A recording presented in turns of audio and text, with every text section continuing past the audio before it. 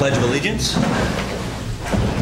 I pledge allegiance to the flag of the United States of America and to the republic for which it stands, one nation, under God, indivisible, with liberty and justice for all. Why don't you do that? You're still collecting stuff there? I'm just wondering, there's something I want to find. Oh, are you good? Let's just, we'll go through the agenda real quick. Does anyone have any additions to the agenda? Then I do. I have two agendas. One is new hire for the highway department. It does not require the approval. No, I think it was, you have it's right here, personal highway. Oh, I apologize. You do have that? Okay. And absolute karaoke. We got that? Never mind. And then the only one is naming a new member to the ZBA. I have two as well, actually. What do you got? I've got the resolution that we talked about at our last meeting with the shared service agreement with the town of Rosendale. And I want to have a brief conversation on the welfare officer position. I'd like to put those off to next week as possible. I was trying to keep everything focused tonight on the sewer stuff. The only reason we're doing the appointment is because the guy has to give a month's notice, so he wants to let him know that we appointed him so he can give the notice. And the absolute carryover, because we'll move to next week also, it doesn't matter, it's just something left over that we talked in executive session, but just not ratified, and the ZBA needs somebody on there. So I was really trying to keep everything pushed over to next week, but if you want to add it and we'll do it at 12 o'clock tonight, we can. Is it going to be long? It's up to you. I don't think it'll be very long, though. Okay. So a motion, can someone move to accept the amended agenda? So moved. Second? I'll second. All in favor? Aye. Aye. Okay. So approval agenda, and then we'll go to public input. Anyone have any public input? Anyone?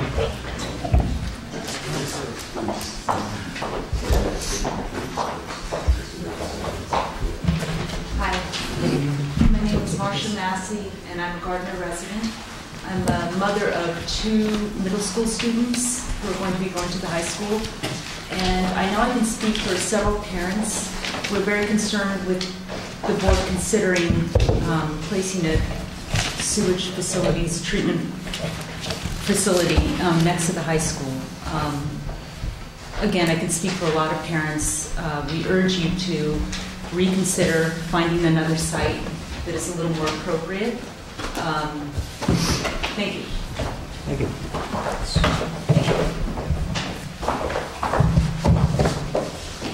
Barbecue Man, I live in town, and I just came to add my voice and my daughter, who unfortunately couldn't be here tonight, very pertinent, so in the town, that we think putting a sewage treatment plant next to the high school is ridiculous. So we fix the mic so you can't hear us. They have to pull it close. Better? Yeah. Hi, KT Tobin, resident of the village and town of New Paltz. Long time no see. Happy New Year. Thank you for your service. I am here as well to talk about siting a wastewater treatment plant next to the high school. Is that still under consideration? Because I have a feeling if you say it's not, we could kind of just all leave. And again, this is just public input. Okay. So. All right. I don't want to waste your time if you're already backed away from that. You're wasting, okay. It's your time. So okay. So I wanted to let you know there is a petition against siting a sewage treatment plant adjacent to our high school on change.org. It has over 400 signatures on it to date. If you continue to keep this as an option, we'll keep it up and I'll feed you reports on numbers of people who have signed. But what's also helpful about this petition is that people can put comments there. And there's some categories that the comments are falling into that I thought I would just categorize for you. Aside from the it's a no-brainer, why would we do this, people are talking about concerns for health, concerns about ethics, transparency, accountability, planning, concerns about the odor for everything from the green classroom that we have there where we do biology labs to our athletics and community events. And just in general, there's got to be a better place. Oh, the biggest thing that I was surprised, I guess, a little bit to see, I think, I didn't count them. I could if you want me to, but a lot of people are talking about their property values, and they're concerned that it will lower their property values and it will be a disincentive to people to move into our community if we're a community that chooses to site something like this next to our high school. So a lot of concern about property values. People move, people not moving in because of it, and then people's concern about, the value of their home when they go to sell it. So people are saying things like there's got to be a better place to do this. And then there's the question of, whether or not we need this at all. I've been very supportive I'm on record for years that we need water and sewer infrastructure on South Putt, but I always thought that was going to be lines to existing plants, not that there would be new plants built. I think that the onus is on you not just to make the case that you'd like to have one next to the high school if that's what you choose to fight for, but also that we need this at all. So I think moving forward, and others will talk about that, so I'll let them do that. I just did want to expand on the health issue because a lot of people came to us and said, well, obviously it's a no-brainer, but really what's the science behind the health issue? So Michael O'Donnell, who's here, and Terrence Quinn and I wrote this letter that I'd just like to read. We contend that siting a sewage treatment plant next to our high school will compromise the health and welfare of our students, staff, and community, and here we document the science behind our assertion and the real harm. Proponents may say that locating a site next to a school concerns are not warranted because the proposed plant is a modern design, moving bed bioreactor system.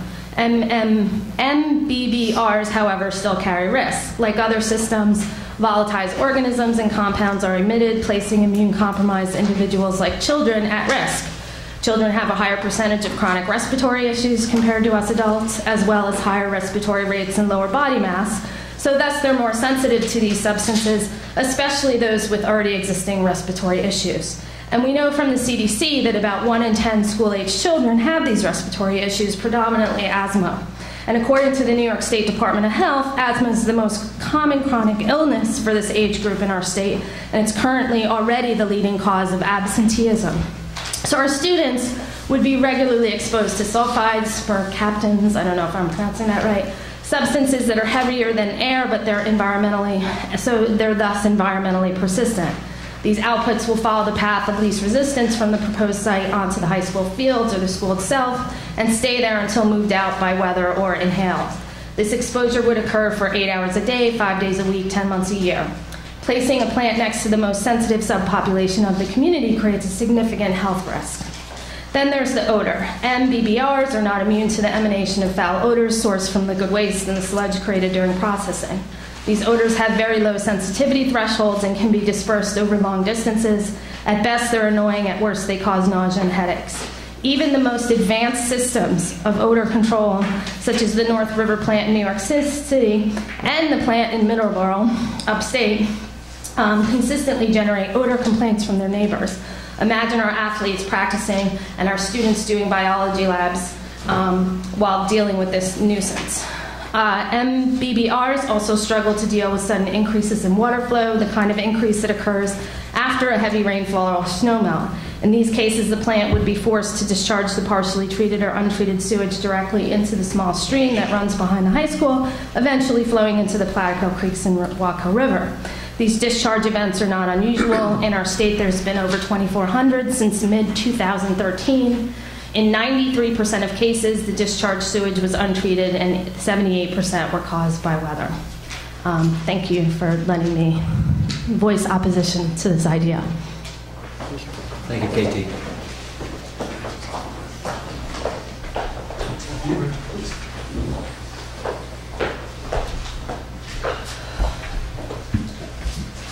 Doug Gilmore, New Paltz.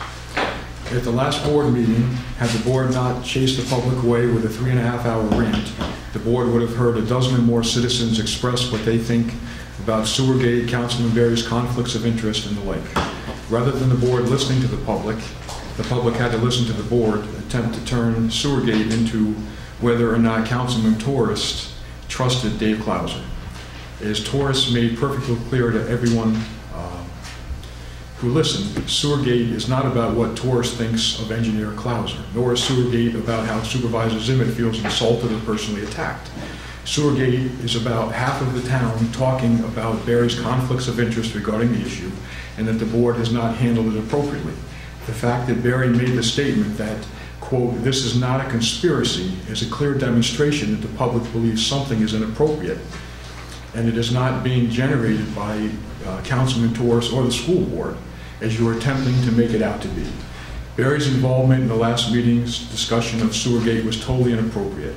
It has been a conflict of interest for Barry to have a say as to whether Klauser gets hired by the town. It's a conflict of interest for Barry to have input as to whether Tim Robbins was appointed to the planning board.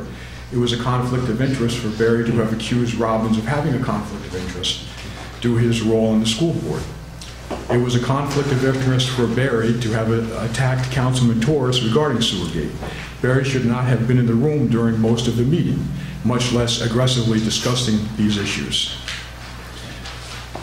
The board has not only failed to notice how inappropriate Barry's role in many issues has been, it has blatantly ignored it despite the public's request that it be addressed. Please note the following very disturbing actions that demonstrate just how fanatical Barry has been regarding issues related to his investment properties. At one board meeting, the board was in complete agreement that they should no longer attempt to purchase the middle school to use as a new town hall. The entire board decided that it was urgent that they must pursue purchasing a new town hall, and there was no longer time to pursue the middle school option. Every board member except Barry, who desperately argued for another 15 minutes, that they should remain focused on purchasing a middle school. Is it a coincidence that Barry owns land next to the high school where he wanted the middle school to be built? Barry sent an anonymous letter to every single taxpayer in New Paltz, even those who are hospitalized in the skilled nursing units at Woodland Pond, in an effort to defeat the school repair bond proposal. Anyone who stuffs, licks, stamps thousands of envelopes must be fanatical about the issue. It is widely believed that his letter contained mostly lies about the issues, and it was sent just a few days prior to the vote. Is it a coincidence that Barry owns land next to the high school? Barry has trashed the school board and the school bond proposals for years from the board table. He did so just last week. Is it a coincidence that he owns land next to the high school? As a member of the town board, Barry scheduled and then had a meeting with the school officials regarding building a middle school next to the high school. Many consider this to be a secret meeting. Barry's land had been put up for sale just prior to this meeting. Is that a coincidence? It has been a conflict of interest for Barry to have had any discussions or votes regarding the wetland law, as Barry owns multiple wetland investment properties. It has been a conflict of interest to have Barry to have used the board table as a bully pulpit to try to defeat the school repair proposals and to trash the school board. It has been a conflict of interest for Barry to have had any discussions or votes regarding South Corners road development. It has been a conflict of interest for Barry to have participated in any vote or discussion regarding Sewergate. It has been a conflict of interest to have Barry to have participated in any discussion regarding Dave Klauser, Tim Robbins, or the planning board. It is a conflict of interest for Barry to have attacked Councilman Torres from the board table for attempting to point out that the public believes that the board is mishandling Barry's conflict of interest. The board needs to address Barry's obvious conflicts of interest. There is no excuse for this debacle to continue. By the way, Doug, it's Kevin Barry. It's actually Republican Kevin Barry. Thank you. Thank you, Doug. And also, Doug, did you mean Tim Robbins or Tim Rogers? Tim Robbins is an actor. Sorry. Tim Yes. Rogers is... Yes. Okay. Thank you for the clarification. Would anybody else like to speak? You can go next. All right, you can go next. Okay. I'm sorry, Don. That's okay.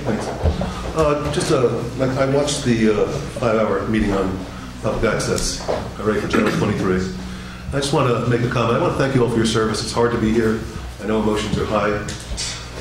When the public finally did get to speak, and I've raised this issue before, many of the speakers were interrupted, were challenged, were rebutted, and it's really hard for some people to get up here and speak. You know, some of us are veterans, we've done it a lot, it's a little bit easier. But it's really chilling, you know, when a member of the public, especially when they've waited 3.5 hours to have their say, when they're not able to get to the end of their statement without being interrupted. The same sort of chilling atmosphere, I thought, was present at the reorg meeting. And I thought some of the behavior and just the tone and tenor and comments directed toward Councilman Torres, I think were just not what we all would aspire to see at a public meeting. And so I just want to politely see if you could raise your game a little bit in that aspect. With regard to South Corners Road and the sewer stuff, I was very involved in that very early on. I led a group of citizens, Republicans, Democrats, Independents, Greens, and we essentially pushed through this idea of developing infrastructure and water infrastructure, high-speed internet, to build business at South Corners Road. So I was very involved in that, and I feel like we handed off to this board when it was new, this beautiful baby that the community had gotten together on across all lines and had come together on a really positive plan. And at no point was there ever a mention of a sewer plant during those discussions. So I don't know what that baby grew up to be, but it's not what we intended. Lastly, water and wastewater is my business, it's my profession. I'm not an engineer by profession, but my job is I'm a recruiter. I place engineers and scientists for water and wastewater, so I know something of it. And it's possible to site a sewage plant next to a school, next to a home, next to a business. It's possible. When you have a very tight urban environment, it happens. When it happens, it has to. It never happens because you choose to. When there are other choices, I think the best practices of the industry would be to find sites which do not impact the public, and especially which do not impact children. So I think it's feasible to be having these discussions and looking into it, but it's really not advisable. It's not best practices, and it's not something that communities generally choose to do, to site treatment plants in those sorts of areas. I think we're going to let Ira go, if that's okay.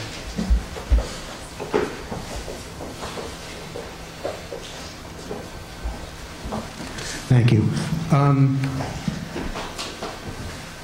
I really don't know much about this issue per se. My only thoughts on it were basically, if there was a problem, then the so-called regulatory agencies for the state or whatever would have said something.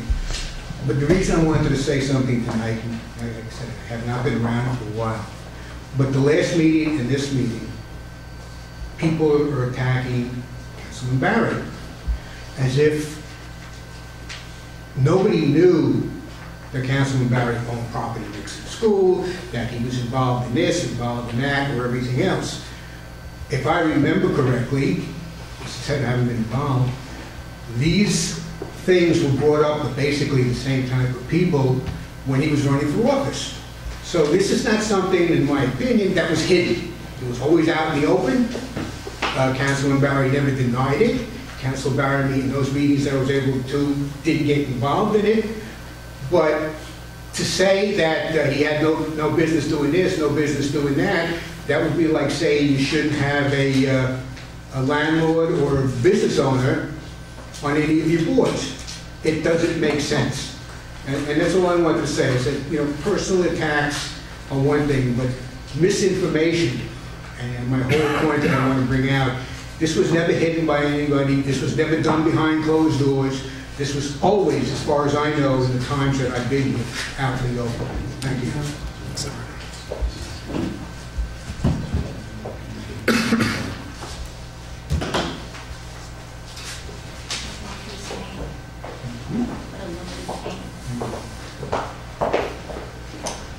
My name is Ariel Cheeger. I'm a resident of New Paltz.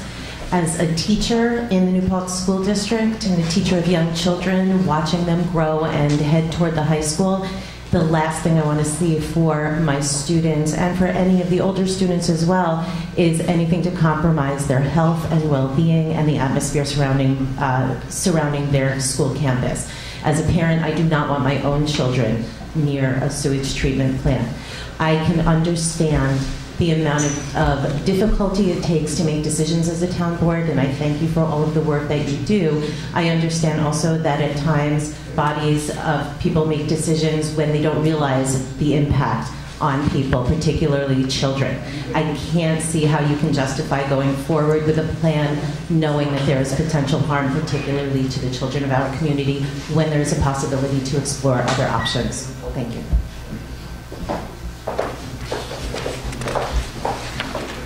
Ron Simon, New Falls. I consider myself a relatively informed individual, so I was taken by surprise when this whole thing exploded, and I don't caught wind of this whole idea when the Board of Education brought a resolution to you explaining that for so many obvious reasons why this project was not a good idea. I can't understand how you would not have worked with a body on a project such as this, adjacent to public school land, how you wouldn't be working with a Board of Education, and why a Board of Education would be moved to send you a resolution declaring this totally out of the mainstream. I find it quite perplexing that a town supervisor who would work to keep Walmart out of our town would find it okay to build a sewage treatment plant next to our public high school. It doesn't make sense. Well, I came here tonight fully expecting that this board would say, well, we've heard you. Seemed like a good idea at the time. We realize now it's not such a good idea, and so we're not going to go through. We're going to look for other alternative ways. I know I cast votes for all of you on this board. If that's not what happens, then I guess I'll be looking forward to the next election where I will no longer be casting votes for anybody except Mr. Torres, who is the only one who seems to stand up for common sense principles. Thank you.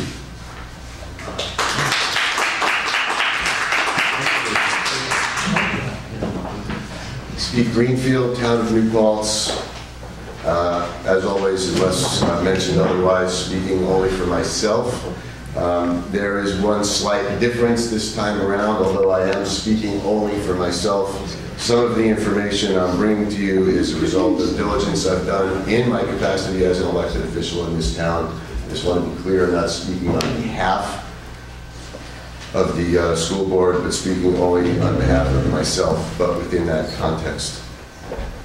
I'm going to be talking about truth versus falsehood, truth versus deception from the town board and its paid staff at the board table, direct to the public at duly convened public meetings, which sadly do not carry the weight of being under oath, although they should during this fiasco. Susan Zimmett and Kevin Barry both stated at the December 18th, 2014 town board meeting that the school district did not contact the town to verify the possible siting of a sewage plant next to the high school, and that is false. In truth, I did, in a series of emails that led to phone calls, texts, reply emails, and meetings over a 4-day period that Susan participated in at length, along with other town board members and town engineer Dave Klauser, that culminated in this final message from Dan Torres back to me on December 3rd, prior to the school board resolution being adopted.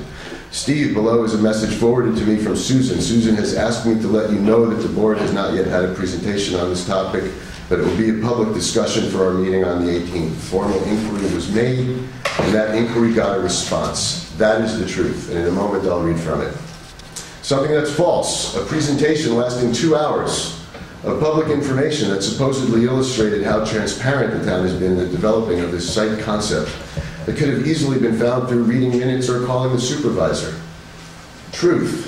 Not once in any of those written records or videos do we find a single mention of the proposed site. It was all for nothing. The school district and the people researching on its behalf were telling the truth.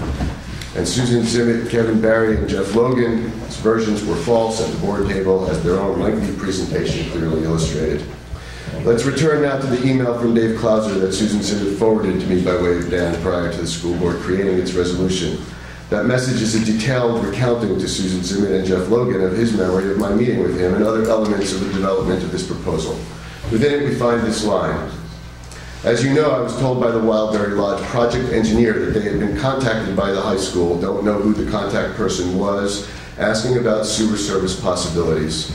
So I called the Wildberry Lodge project engineer Ross Ringlovitz, and he told me that nobody from the high school or anyone from the school district had ever contacted him, nor had he ever told that to Dave Klauser.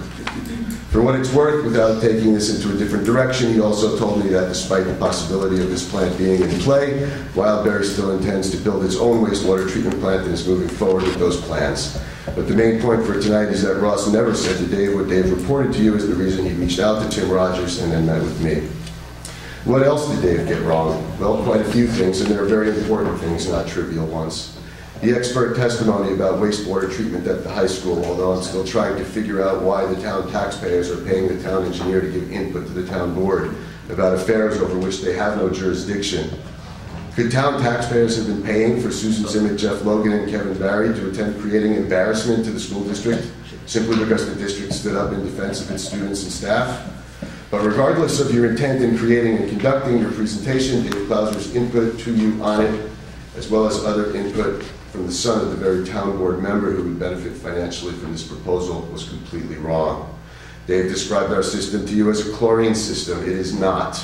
No chlorine nor any other disinfectant is used. Susan amplified that we must be bringing in chlorine in trucks and that there is chlorine stored on the premises and in the discharge where students can reach it. There is no chlorine brought to the high school. There is no chlorine stored at the high school. There is no chlorine used in our treatment system, and there is no chlorine in the discharge. Period.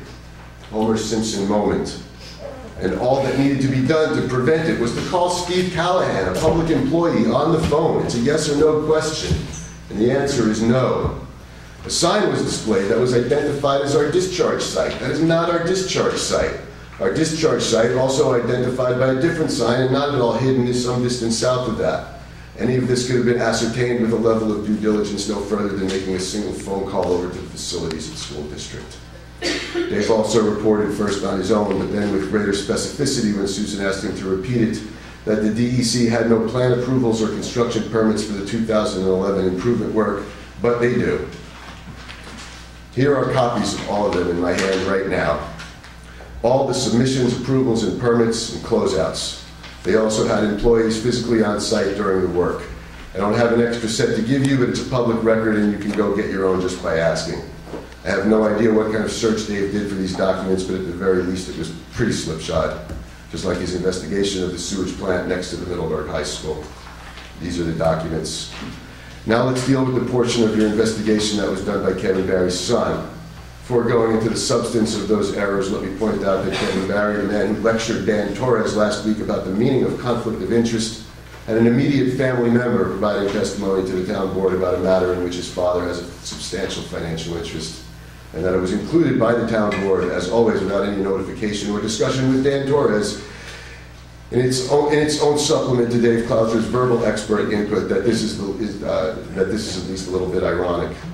Now, as the report he gave, for starters, he wasn't at the sewage treatment discharge pipe, and when Susan identified that slide again as the discharge location, she too was wrong. Secondly, he said he smelled chlorine coming from it, but he did not. There is no chlorine.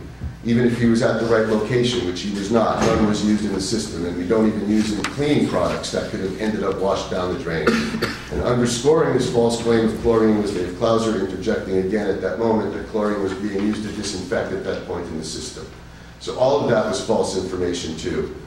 But Kevin Barry's son wasn't even at the right location. I and others have been to both the actual wastewater treatment discharge and gotten right down, right alongside the pipe, and there was no smell at all. No sewage smell, no chemical smell, no nothing.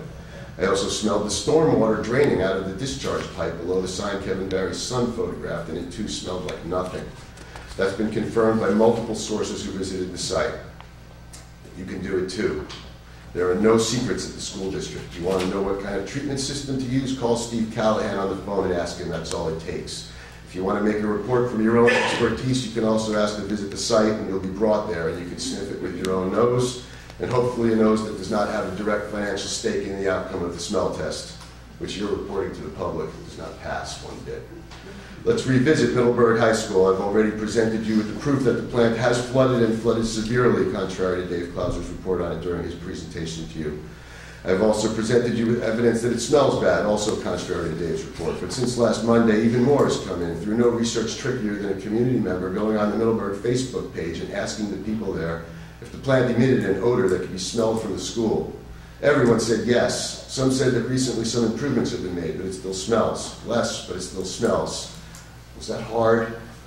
The report that the Wildberry project engineer had created a contact pertaining to, had reported a contact pertaining to sewage from the high school. False. The report that the high school uses a chlorine sewage treatment system. False. The report that the Middleburg system has been operating without incident or odor. False. The report that the DEC did not have plan approvals or construction permits for the high school's 2011 sewage improvements. False. Dave Klauser makes $500,000 a year. I'm going to repeat that figure, $500,000 a year, as a direct result of his appointed position as the town engineer. And for that money, we get completely erroneous reporting that lay people can correct within minutes with one phone call or a Google search or a Facebook post without even getting out of their chairs. There are only 3 ways for that to happen: very poor work, or on purpose, or a combination of both. Given the consistency and the magnitude of these unforced errors over matters of great import influencing the expenditure of millions of tax dollars and significant impact on life, health, and safety, I have to challenge the town board on his reappointment. There is a pattern of poor work and very high compensation. But I don't know why I should count on a majority of this town board to do its own due diligence on those questions rather than issue a rote reappointment accompanied by heaping helpings of praise when those same board members also provide the public with false information. And in some cases, as the one I mentioned when I first started speaking, and in many others, I can easily document, in case anyone thinks I haven't been speaking long enough already. Not by accident, not through sloppy work, but definitely on purpose, and when the incorrect information being brought before the board and the public by their contracted engineer serves their intended policy outcomes so well. What else has Dave gotten wrong that served this board's majority's interests? Are the people on Plains Road right about the proposed new water district source and Dave wrong? Given the evidence, don't you think we better find out before irrevocable harm might be done? And don't we at least get a refund on whatever Dave billed for his time preparing and delivering all that erroneous information? But here's one thing Dave got right, and that you should take to heart. At the very opening of his report, he encouraged you to work with the village to coordinate with their plans to expand their system. And in his second bullet point, in his next steps slide, he made another reminder to do that. You should do that. As for the matter at hand, which is the proposed siting of an industrial-scale sewage treatment plant adjacent to the high school, if all you have is a feasibility study and you're not going to build a sewage plant there, then all you have to do is reintroduce Dan's resolution, or come up with a new one right now that says the town board commits to neither seeking nor creating a wastewater treatment facility in close proximity to any public school. That's all, and all of this goes away. This is not a schoolyard standoff where you're going to refuse to do that just because the school board demanded it. This is municipal governance, and you have to do the right thing. As for Kevin Barry's challenge at the meeting on December 18th about whether the taxpayers would stand for the use of their dollars by the school district to pursue legal action, perhaps he and the rest of you might want to consider how the taxpayers would feel about their money being spent to defend the town's intent to buy this land from a town board member. And if you really don't intend to buy that land for this purpose, then there's no chance of any legal action or taxpayer expense will happen at all. So let's just skip over all the posturing, okay? There isn't going to be a sewage plant next to the high school, and everyone in this room knows that, including the town board. So how about just voting to say that tonight, so we can all go back to our regularly scheduled lives? Thank you.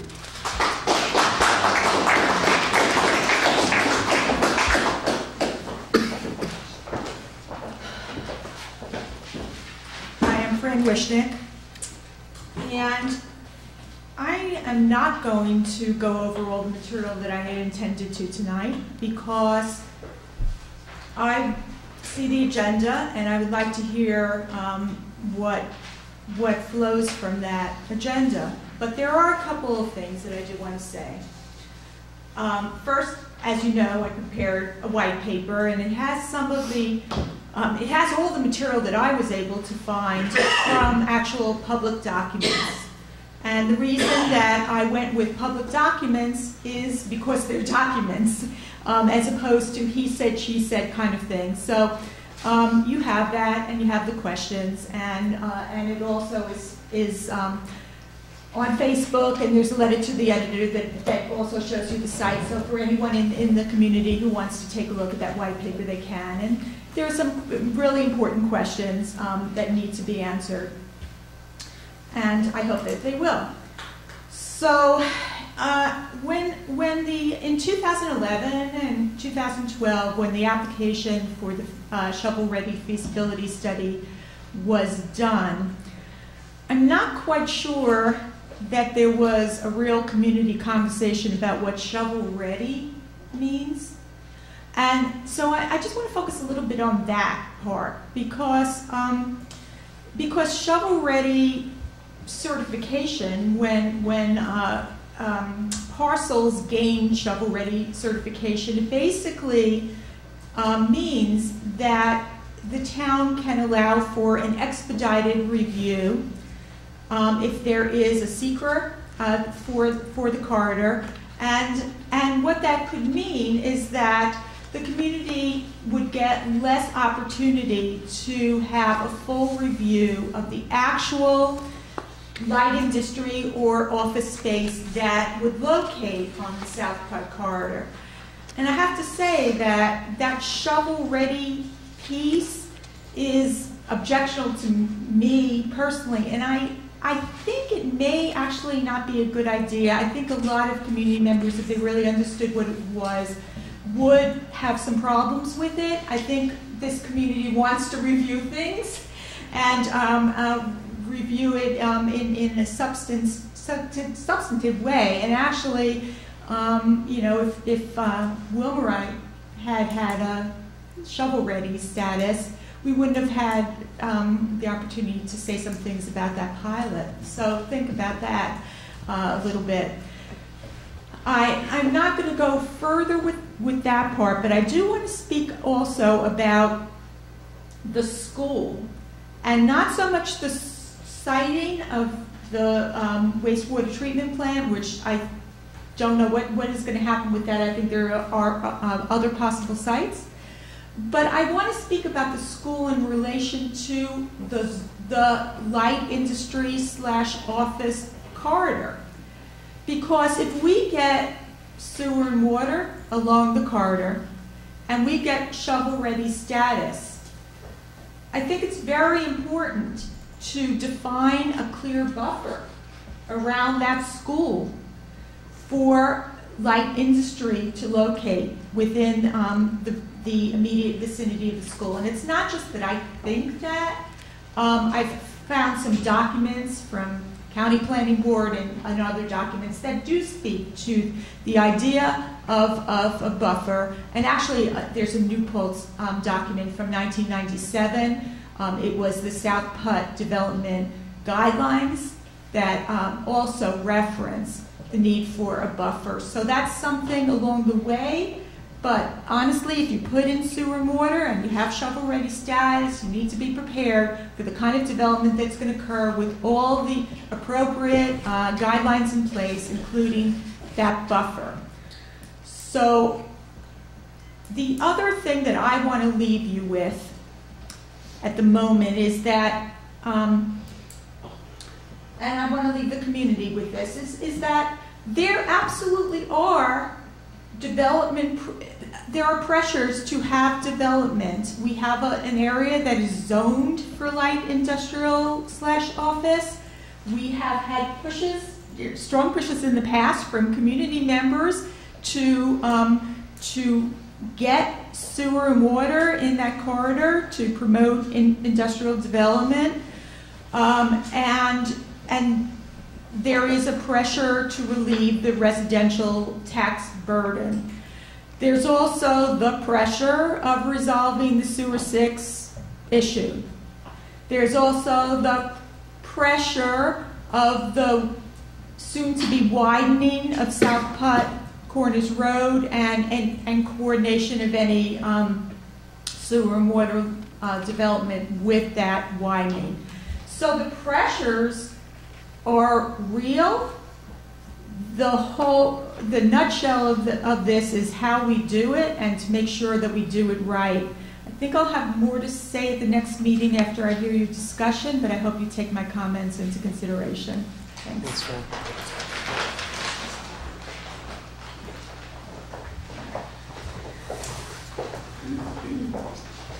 Hi, I'm Michael O'Donnell Gardner. I actually wanted to address a pretty specific item from the 2011 grant application, and I'm hoping that this will be addressed in the later presentation, where I see a bit of a disconnect in some of the studies and some of the documentation. I'm going to read from you from that application. Cursory sewer feasibility study was prepared for this area of the town in 1990. The study recommended 3 alternatives for sewer service, which included, and then you went through items 1 and 2. Number 3, developing the wastewater collection system and constructing a new sewage treatment plant near the high school. This is the only mention that we've seen until the Board of Ed's resolution about the possible siting that close to the high school, and not next to it, but near it. And then it goes on, the last sentence in that paragraph. The recommendations in the 1990 sewer feasibility study were based on several assumptions that are no longer valid. What I find curious, and this is where I see the disconnect, is the very next paragraph goes on to speak very clearly and assertively about those locations. The restriction on discharging additional wastewater into the village sewer system makes the first alternative no longer feasible. The second alternate, to upgrade the capacity of the Ohioville Sewer District treatment plant, would be very difficult to pursue due to New York State DEC permitting concerns regarding wastewater treatment discharges into wetlands. Accordingly, it would appear that the most feasible method to accommodate sewer service along South Putt Corners Road would be to develop a new wastewater treatment facility that would discharge into the New York State DEC Class D intermittent stream near the thruway. That is the high school site. This alternative will be the focus of this proposed sewer feasibility study.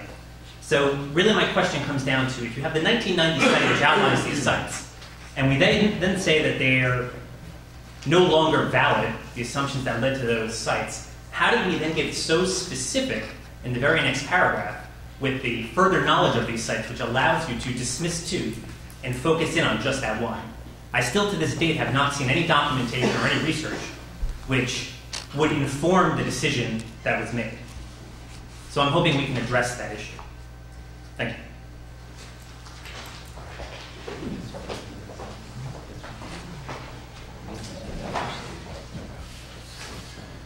Hi, I'm Mike Russo, Town of New Paltz resident. I assume this is a regular board meeting that I can address a few other topics that I see as related in a general sense to the sewer issue, but aren't exactly the sewer issue, aren't the sewer issue at all. And I'm going to go ahead with that, with those comments. The first thing I want to point out is in the New Paltz Times issue, first of the year, Susan Zivit has an article that she, well, it's an article written by Fran Platt, giving some of Susan's points of views on what's coming forward, and Susan brings up the question of consolidation, and she makes the comment, the opposition to consolidation was right to say that about $500,000 of the $1.6 million savings presented by the Finance Consolidation Committee were not realized by consolidation. I agree. However, approximately $1 million can be realized. Those numbers were agreed to by finance managers in both village and town. This is a remarkable statement 2 years after that study was released, in the sense that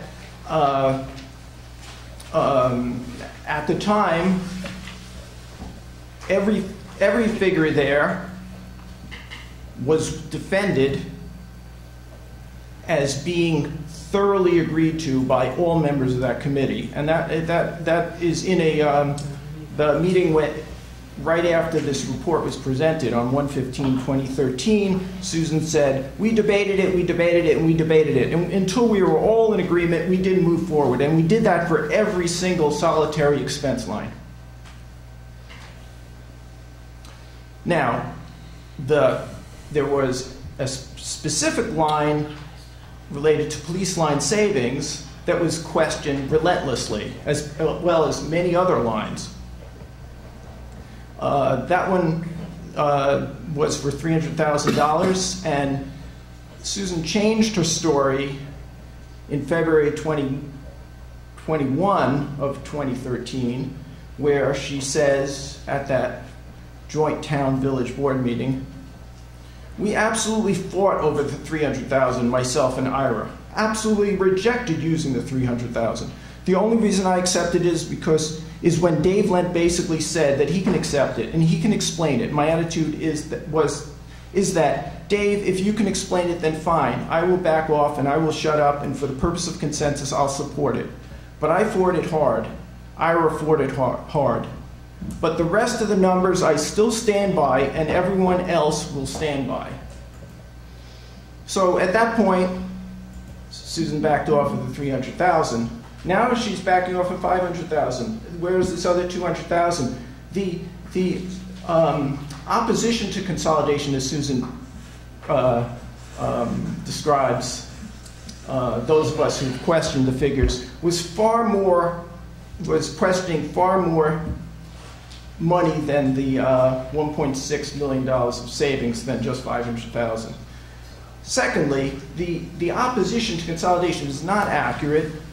We were a bunch of people that were basically proponents of good government, and many people stated that they were not against consolidation. They were against a failed consolidation report that was not of a professional grade. The reason I bring this up is because it was shoddy work that took a lot of energy from the community. And it created a lot of bad spirit in the community. And then it was put upon the opponents of that work that they were creating all this animosity. But these were people that are coming in from the community, including myself, who took the time to go through numbers very carefully and question them. And met with a great deal of resistance. Now, 2 years later, we see some movement on this. Maybe we'll see another in another 6 months. The point is that good government relies on getting information out there and allowing the community to respond, and not trying to gear it up as a way of selling or pushing an idea, but to form through community the best compromise or decision that people can feel good about. Not everyone is always going to feel good about something, but at least the information gets shared. Now, New Paltz is a pretty small town. It seems to me that in a small town, the best approach for a politician is to work out ideas. To work out ideas is to converse with the community. And if it's felt that an idea might be controversial, all the better to get it out. If you think that a particular place for a sewage plant is next to the high school, it seems like the best course of action is to let the school board and superintendent in on your thoughts.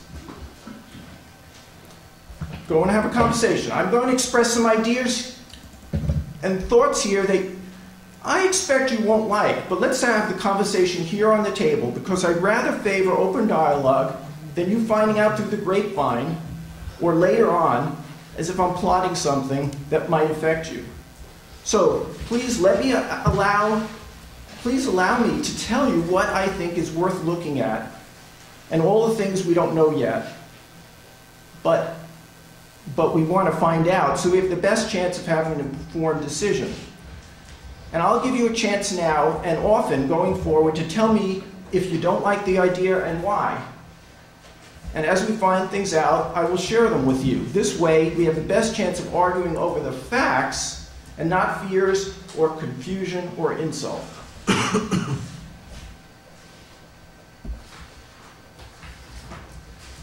Now,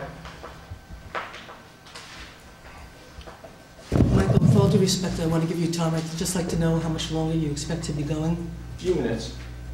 Okay, thank you. Now I'd like to comment on the circumstance with Tim Rogers. Tim Rogers has struck many in the community, myself included, having worked with him a little bit on numbers with the Park Point project, as someone that is extremely good in breaking down numbers and facts and looking at them. A person that is incredibly valuable to have as a volunteer in the community. I don't see any justification for having not reappointed him to the board, to the planning board. Now, an argument has been made that there's a question of divided loyalties, and that I think that Mr. Barry, you mentioned that it's the Attorney General has opinions to this effect. Well, I went on to their opinion website, and there are a lot of opinions. More of them deal with that that multiple roles on boards are okay, but there's certainly a number of them that it says it's not okay. The closest I could find to the difference, the question of someone serving on a planning board and a school board, there was none that fit that opinion. But there was an opinion that says there's no prohibition on a person serving as president of a school board and as the deputy supervisor of a town. And that's opinion 96-29, meaning it was rendered in 1996. And it states here, it goes through saying that such a situation is okay. Certainly when an issue comes up where either of these bodies are questioning the other body, one has to recuse themselves.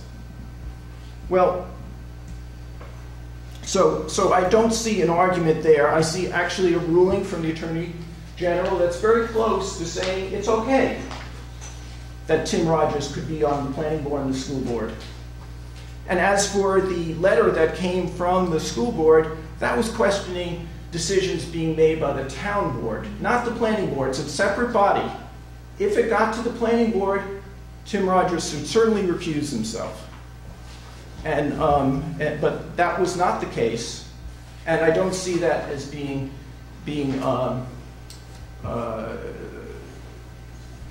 any substantive in terms of not appointing him. I see it as retaliation. I can't see anything, but the Occam's razor there. Clearest reason for that having happened. I'd like to hear a real reason that is other than that. If it's not retaliation, then you simply don't want to appoint him. And then that's what you should say, those of you who chose not to reappoint him.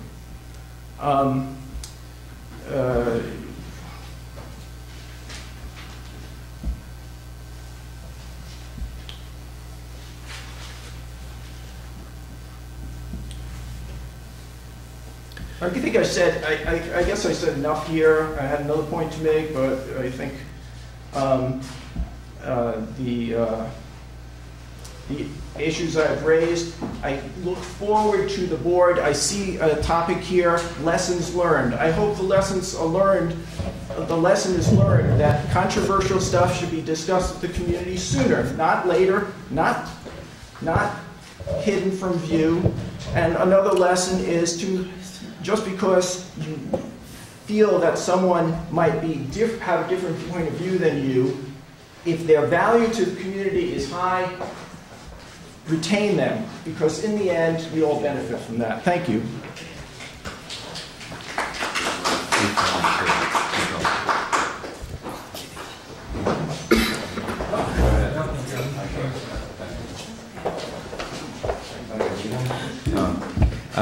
Matt Elkin, resident of Gardner, taxpayer as well. I'm an elementary school teacher at Duzine, and I feel horrible sending students to the school system where they're going to end up spending most of their hours next door to a sewage treatment facility. I think it's just a bad idea, and I think there's been a lot of information swirling about, no pun intended, to show that this is just not right for this community. I'm also a parent of a kindergartner and a two-year-old. I had to pay a babysitter to come here tonight, and that's not something I want to do, to talk about sewage treatment facility sited next to their future high school. I've been here for over 10 years. I love it here. I've recommended it to other people. I don't think this is the right thing for this community. I'd like for more people to move here. I'd love for business to get better here. But things are not looking good if we're citing a sewage treatment facility where our children play and learn.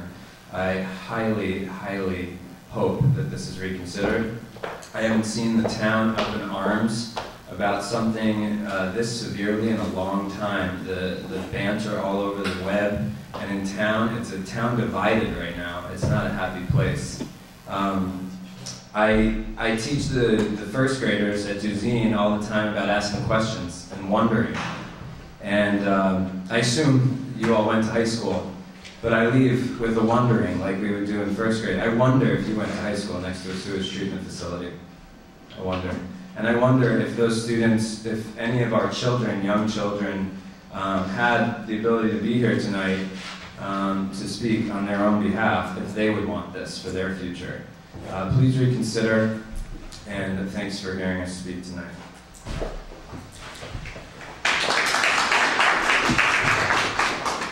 I'd like to respond to Mr. Russo. When we were fighting the Wilmerite fight, I was very glad when the school board finally took a position on pilots. I had a problem at the time with the position they took because they ruled that they would be against all pilots, is what it said in the resolution. Well, I believe that every thing that's brought before a board should be judged as an individual thing. So if you're against the pilot, you're against it because that pilot is not beneficial to this community and would hurt the community. Unfortunately, and whether he knew it or not, Mr. Rogers was part of that board, and he voted on a resolution that says they, including him, are against all pilots. Sitting on a planning board has to make decisions about whether or not a pilot would be good or appropriate for whatever the project is that is before it. By signing off on something that says, I am against all pilots, I think that would sort of diminish his capabilities of being able to be able to vote on it and stuff, and it would sort of neutralize him. And I want a board that can make decisions on all these things that come before it on the basis of each one. If you're already a part of a resolution that's absolutely against all pilots, I think that sort of hurts having a position on that board.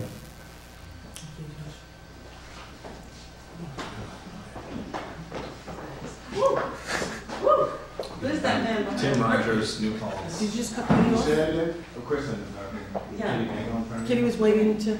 Oh, okay, thanks. Okay. Josh, to respond to your statement, the school board did not write a resolution against all pilots. The spirit of the resolution was against the unintended consequences of pilots and their impacts on school districts. And that's exactly what the finding statement of the planning board regarding the denial of the Park Point project was about. So if you're going to describe a situation, at least describe it accurately.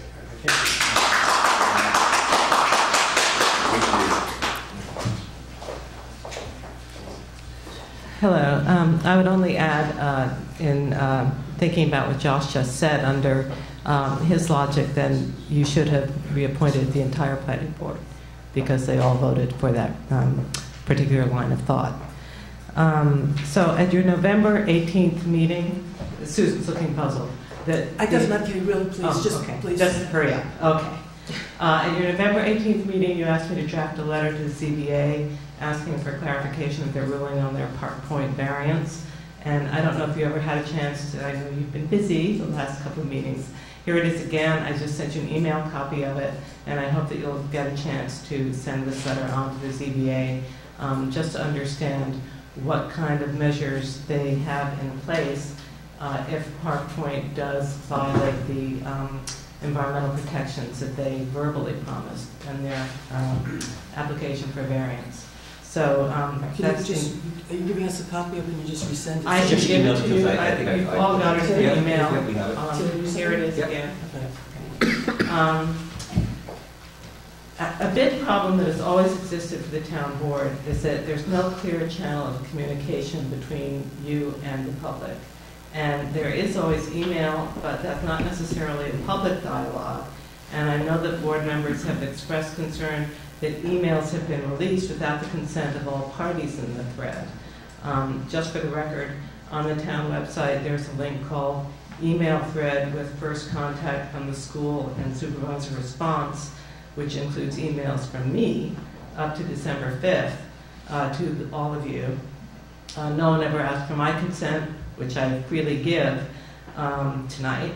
But I would also ask that you expand that thread to include all of the follow-up emails in which we discuss the South Corners FEIS. And I want to thank Fran for discovering that there is no FEIS. And that is a wonderful opportunity for a community discussion. I am requesting that we convene some community forums on the proposed South Corners commercial corridor because I now regret voting for our shovel-ready application. I made the mistake of voting for what seemed like a bargain at the time without asking for a full discussion of the costs that would come due later. It seemed like a great idea to install infrastructure when the county widened the road on South Corners, because I think we all envisioned hundreds of cyclists following George Campbell's lead. Jeff's probably the only person in this room who remembers George Campbell. I remember George Campbell. Okay, and he used to bike to work from Canaan Road to the high school every day, even days like today. But we didn't stop to make the connection between our resolution that would include underground gas lines and fiber optics and water and sewer, and things like the fact that we've just passed a resolution opposing fracking, and yet we're preparing to install more natural gas lines that would carry fracked gas. We just didn't stop and think about all the pieces in this puzzle.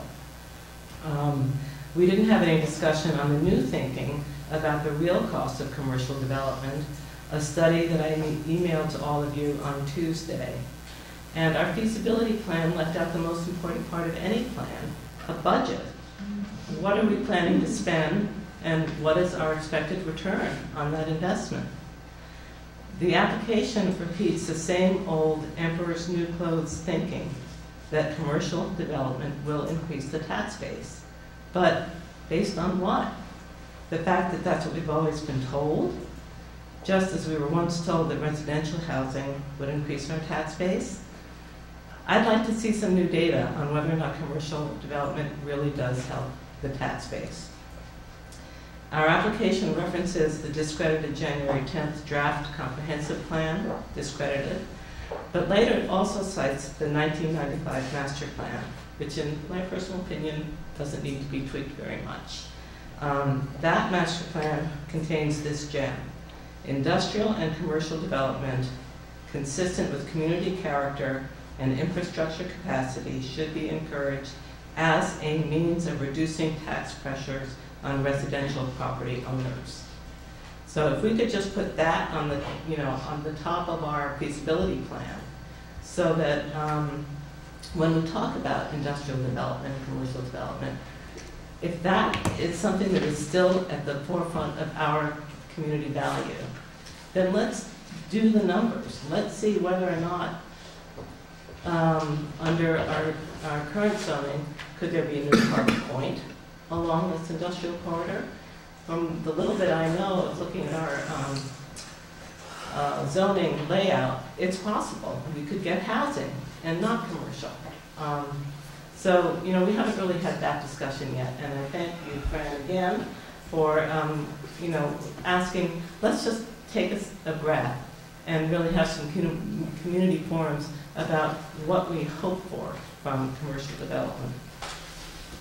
And I leave you with this insight from one of Susan's favorite organizations, the Fiscal Policy Institute. They're talking about New York City, but I think this describes New Paltz. Incentives just hand city money to private business. Almost any place in the world can provide cheaper real estate, but no other location has the prestige, economic, and cultural excitement, specialized pool of talent, and opportunities for interaction among people in related industries. I think that's us. And I'm not sure that the town of New Paltz has to build it, because I think they, whoever they are, will come even if they have to build it themselves. Thank you.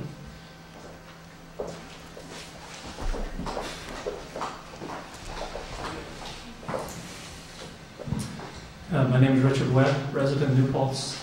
I came to the December 18th meeting, and with what I felt was a very open mind at the time, wanting to learn more about some of what was being talked about. And I was really disappointed. I found essentially what amounted to a filibuster going on for the first 3.5 hours at a time when it was so clearly necessary to give people an opportunity to speak.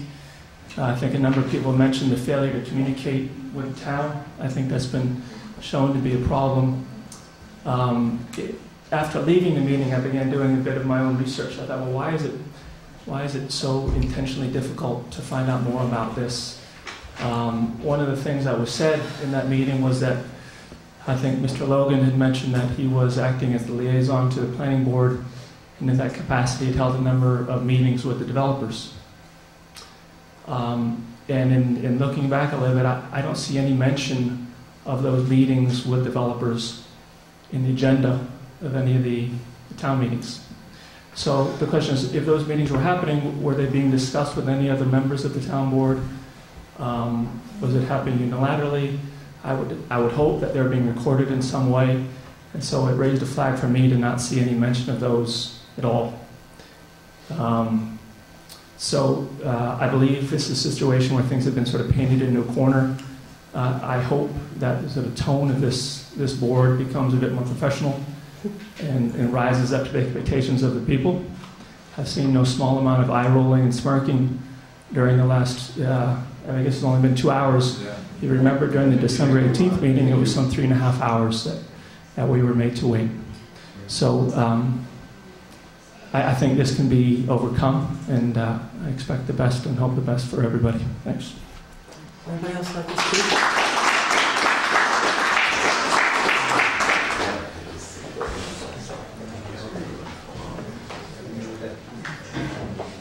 Jonathan Cohen, New Paltz. One lesson I did learn tonight from Mike Russo and several of you that spoke for close to 20-25 minutes each, that you've given them the luxury and the time and the breath to express themselves fully. And you certainly were not hampered in their speech in any way whatsoever. And I usually watch these meetings at home, and it's usually the same fashion that they're running. When I'm at the village board meetings, you're only given 3 minutes to speak, and even if you're asked a question, they don't even answer your question. That's number one. Number two, it's very difficult to sit here and watch our town board members who are family members, who have families here, who work here, to be vilified and not really have the correct facts behind them, and basically base all their comments on misinformation. And we hear Don Kerr basically stating that this board has been dishonest, or in sort of some words, not really acting in an appropriate manner. I just find that insulting. I find that insulting that many of you people in this audience really believe that this board, including Dan, would ever put the jeopardy or the safety of our children in jeopardy or in harm's way. Does anybody here really, really believe that any one of these individuals here would ever put your children in harm's way? I guess we'll see tonight. Yeah, we'll find out, John.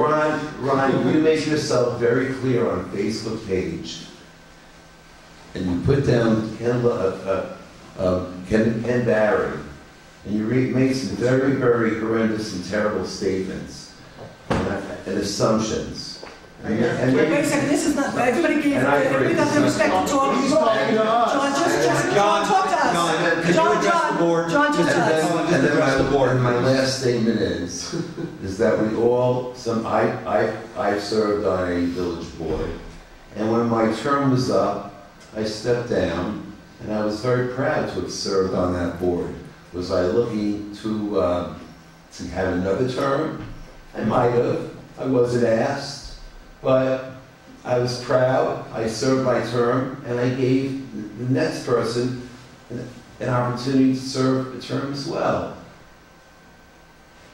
And I think for us to expect that somebody has a seat with the expectation that it's their royal obligation to this board to give them a continued seat, I think is unreasonable. And I don't think it's fair. I don't think it's kind to any board member that's serving on our boards. I'm proud of every single board member and all the time that they put into serving on those boards. They give up their lives with their children, with their spouses, from their business. They give their time. You know, we have Steve Greenfield. He gives up his time. Am I going to criticize him? If, let's say, he wasn't... I'm not talking to you, I'm talking to the board. I'm just saying, I would just like it if we could, instead of being a divided community, we could bring the community together and work together instead of fighting one another and using certain issues like the Sewergate issue, which is based on complete misinformation. Now, that's all I have to say. Thank you very much for your time, and I appreciate the ability and the breath you gave me as well to express myself, which I don't get at any other board meetings. Thank you. Thanks, John. Anybody else like to speak? Okay, before we get the meeting started, I'm just going to have to make one statement, and I actually really want to direct it at Ron Simon, because I just really, Ron, need to direct it at you, wherever you are back there. We've known each other for a very, very long time, and the way we got started to know each other was because of my dedication to the kids in this district and my time in education in this community, and you know it better than anybody. So what really upsets me is because one person puts out misinformation, and we'll show it tonight, and I hope you can all stay here for as long as it's going to take, and I know you're not going to be happy with some of the stuff we're going to present, but we're just going to show you the truth, okay? And you know what? We've been asked to show emails. We're going to show emails, and unfortunately they might not show what people think they're going to show. So all I'm saying is, because somebody said something and somebody got a school board to do something, doesn't necessarily mean that it's true, okay? And a lot of people could have made a lot of decisions based on false information or with information that was held. So Ron, for me personally, for you who've known me as long as you have known me, to not pick up the phone and call and say, Susan, especially where the information was coming from and you know how this person feels about me, to not pick up the phone and call me and say, Susan, can I talk to you? It's really, really disappointing, and it really hurts. And I'll also say, when you made the comment about the fact that you may never vote for us again, I still want to remind everybody, and I say this all the time, everybody in this board has to put themselves on the ballot to give you the pleasure of voting against us. So remember, it's our decision first whether to put ourselves out there before I can give you the pleasure to vote against me. So just keep that in mind. So with that, I'm sorry, but but that just happens to be the truth, okay? Well, no, I'm going to follow that up too, because the conversation in this community has now taken too great of a personal toll. I have stayed off social media now for 3 weeks and might even go back on again, because of the pure vile and abusive language that is used on social media. It has not only affected me, it's affected my family. And some of you sitting there smirking think it's funny, but it's not. All my children have gone through... Say it. What do you want to say? Go ahead, say it. You're spewing his vibe out. Now say it. I never said. You know what, Jeff? I'll say it. I've read your posts on social media, and you treat people like crap. You're an abusive bully on Facebook. Tim Rogers, you should be ashamed of yourself. You have some nerve standing up here and abusing off the Democratic caucus. And now you throw someone else off. Let him go. You should really be ashamed of yourself for having Jeff, do you want to, Jeff? What do you want to do? Mike. Sit down, run your meeting. Is this a standoff? Or is this? So Jeff, finish. So explain how Tim Rogers Jeff, legally please. jeopardized. What are you trying to do? Next agenda item, please. I've never seen something like this. So this is the very point I'm making, is that we can't even have civil discourse in our meetings, and there seems to be this belief that social media has become the conversation. Or the conventional media where you said that I legally jeopardized the town. Okay, wait. Okay, wait. Excuse me. Okay, excuse me. Time out. Wait a second. We gave you the opportunity. We have a meeting to run tonight. We've allowed you to speak for 2 hours, okay? Oh, really? 2 hours? Okay. That's all you had to wait? We waited 3.5. Yes, I know, Steve. Believe me, I know. Let Jeff speak. He has the right to speak. The point being is, one, I will never talk about an individual. Tim Rogers is here. Notice, Tim, I am not going to speak Don't talk about to him the directly, please. individual reasons. Again, this is what You already have. You've already said it. He's going to back it up. And commented in the press and said things about things I did at the planning board table. You already have. And the sad part is that, again, social media took off. Social media has nothing to do with it. Jeff. Excuse me, would you please excuse me, Tim, please let Jeff finish. And so it takes off and it involves then a board member has to then apologize to me. A board member has to, and Kitty, I am sorry you came to this, because we never had this level of bile and hurtfulness going on an individual level where family members are attacked. Unconscionable. I cannot believe our community has come down to this level. I sit here and I look at people that have my phone number in their phones, people that have taught me. Kitty, I invited you multiple times to call me. You don't call me. Not a single, my number is probably one of the biggest. When did you ever call me and tell me about how I was legally jeopardizing the town? Tim.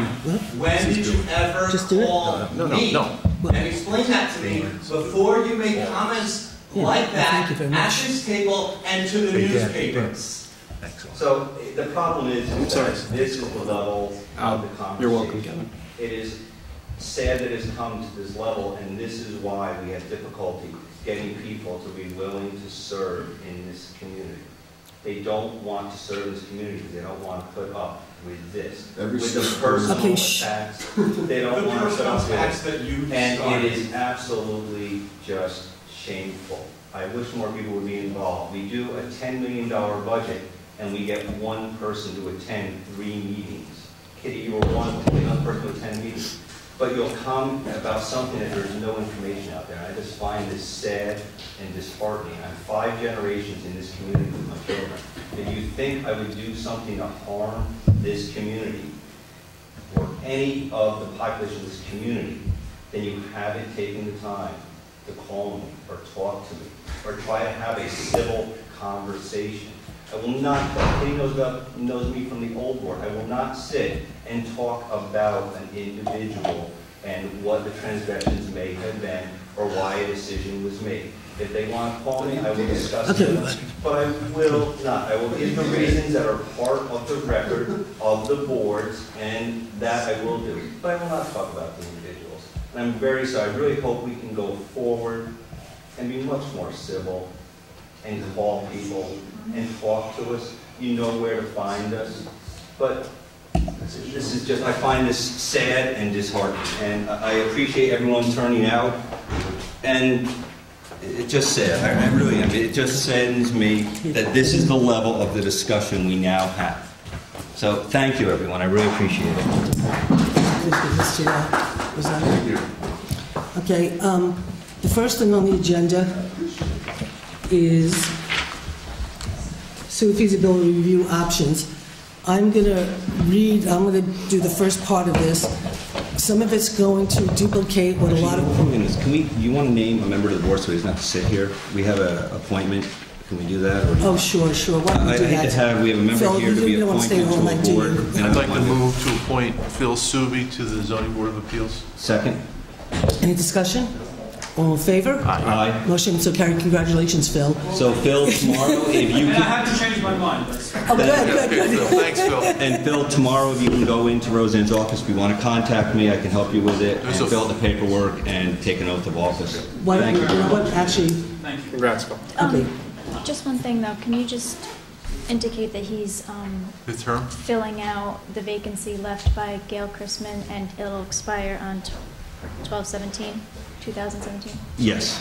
So Phil will be appointed, can you, the motion will be Accept your adjusted motion to amend to the dates indicated by our clerk.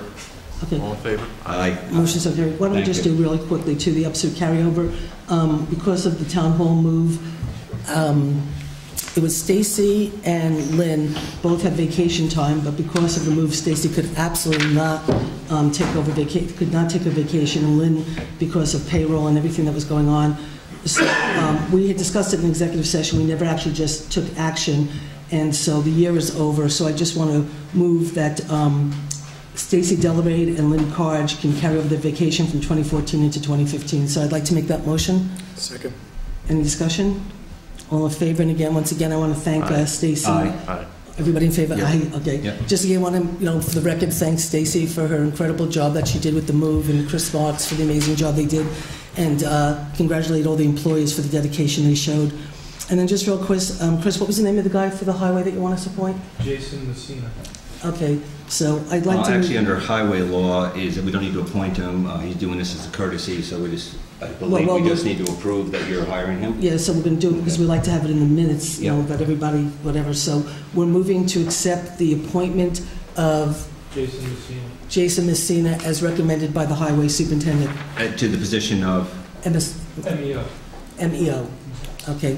And also I'd like to indicate that he is a resident. Wait a second, at the rate in the contract. And also he is, fulfilling our law, he is a resident of the town of New Paltz.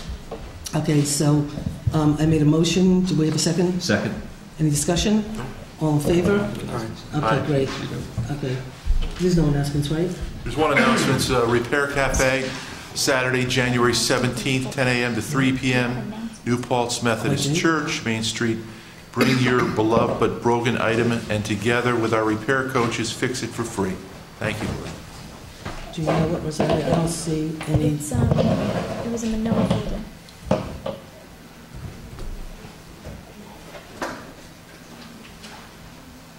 Oh, is it here? Okay, I'm sorry. We had some announcements that I was supposed to make. One is about the fact that one of the things that we probably do that you all like, I hope, is the fact that we keep taxes down and have for the past 3 years. So we've got a thing from the local government monitoring from the state of New York. The tax freeze information for the town of New Paltz for the fiscal year 2015 has been successfully submitted to the Office of the New York State Comptroller as required by Chapter 59 of the laws of 2014. And basically it is confirming that we were tax compliant. And so we got a notice from them that we're tax compliant, freeze compliant, and that's good news. We're announcing a position available at the New Paltz Recycling Center for Municipal Worker 1 part-time as per collective bargaining agreement by and between the Town of New Paltz Highway Department, Transfer Station Recycling Center, Water Sewer Building, Grounds and Recreation Department, and International Brotherhood of Teamsters Local 445, Article 3, Section B. The following position is available at the Transfer Station Reuse and Recycling Center during the hours of 8:45 to 5:15 p.m. Municipal Worker 1, the work will involve responsibility for the performance of various routine activities necessary to operate a transfer station and recycling center.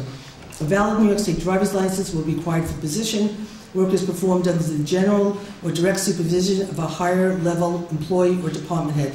Preference under the Town of New Paltz Code will be given to a New Paltz resident.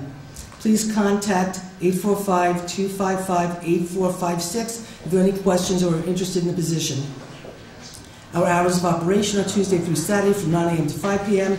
Resumes can be forwarded to the Town of New Paltz Recycling Center, P.O. Box 555, New Paltz, New York 12561, and the applications, well, Laura, it says until December 7th, so I suspect you're still taking them.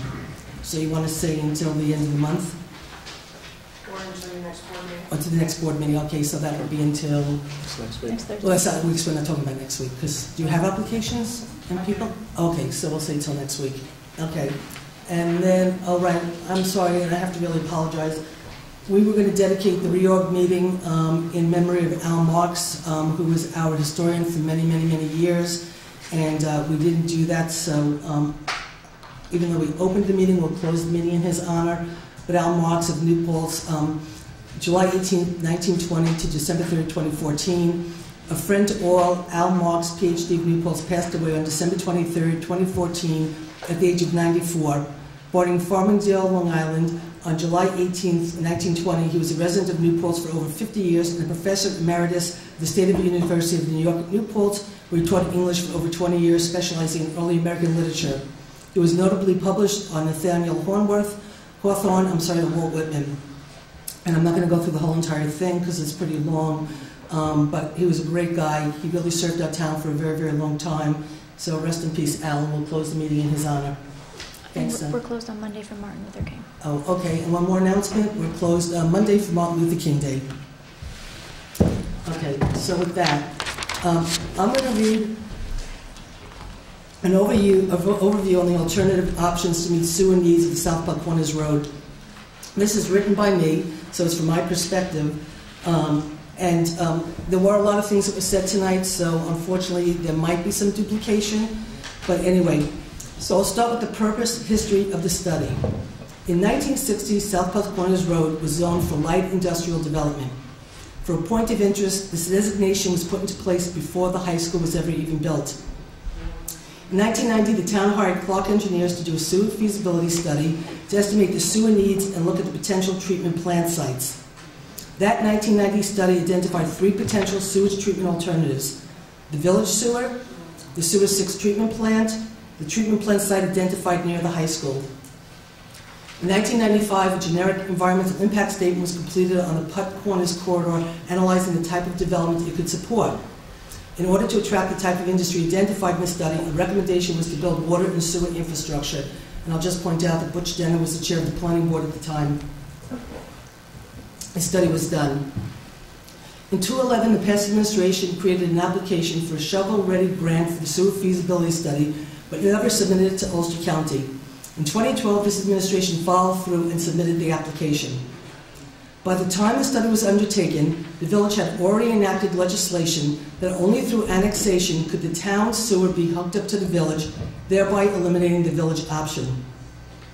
The DEC in 2008 told the Crossroads project that they would not allow expansion of the sewer District 6 to the wastewater treatment plant, thereby leaving the only option as land identified south of the high school. This was outlined in the sewer feasibility study that was submitted to the Ulster County IDA and has been under review since. Concurrently to working on this study, 3 projects began to influence the direction of the study: the Park Point project, the proposed development east of the Thruway, and rehabilitation of the sewer 6 treatment plant, which I just have to say had a catastrophic equipment failure this weekend. In the years prior to the above, Park Point was trying to get municipal sewer service from the village, and that was found to not be a viable option. So Park Point began to develop their own sewage treatment facility and incorporated in the design additional capacity for the town's future development needs. The plan was to have the town take over the sewage treatment plant at a time that the development was pending on South Putt and Route 32.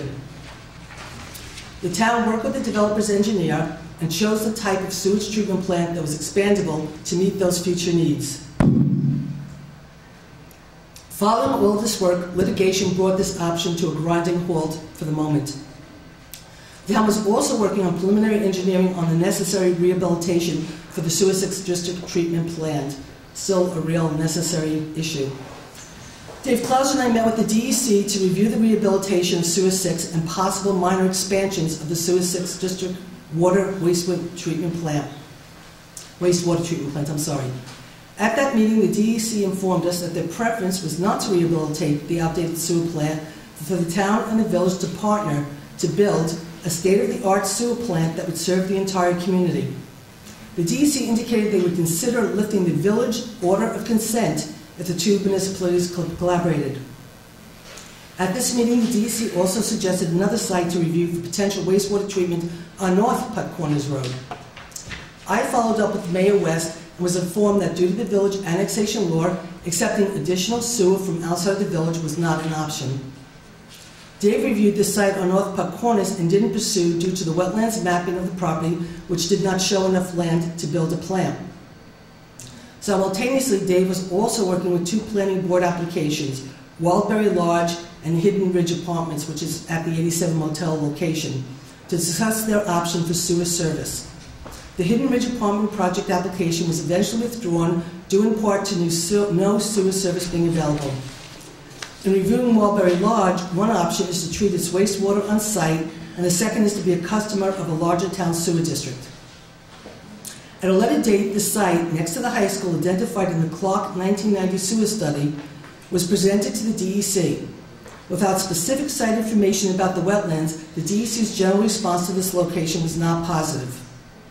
Due to the factors such as the village's unwillingness to partner with the town, the Park Point option entering into litigation, the DEC's rejection of the viability of the site adjacent to the high school, and the North Putt site not being considered due to the lack of land to accommodate a wastewater treatment plant, the study was put on a hiatus until a discharge point was identified that would meet with the approval of the DEC. Additionally, our engineer was hired by the village as lead engineer on the water exploration project, and his time was dedicated to this very important project. In 2014, information was provided to the town engineer with delineations of the wetlands on the property adjacent to the high school. At that point, the town engineer invited the DEC to walk the land adjacent to the high school and provided the DEC with a property overview map to assist in the site investigation.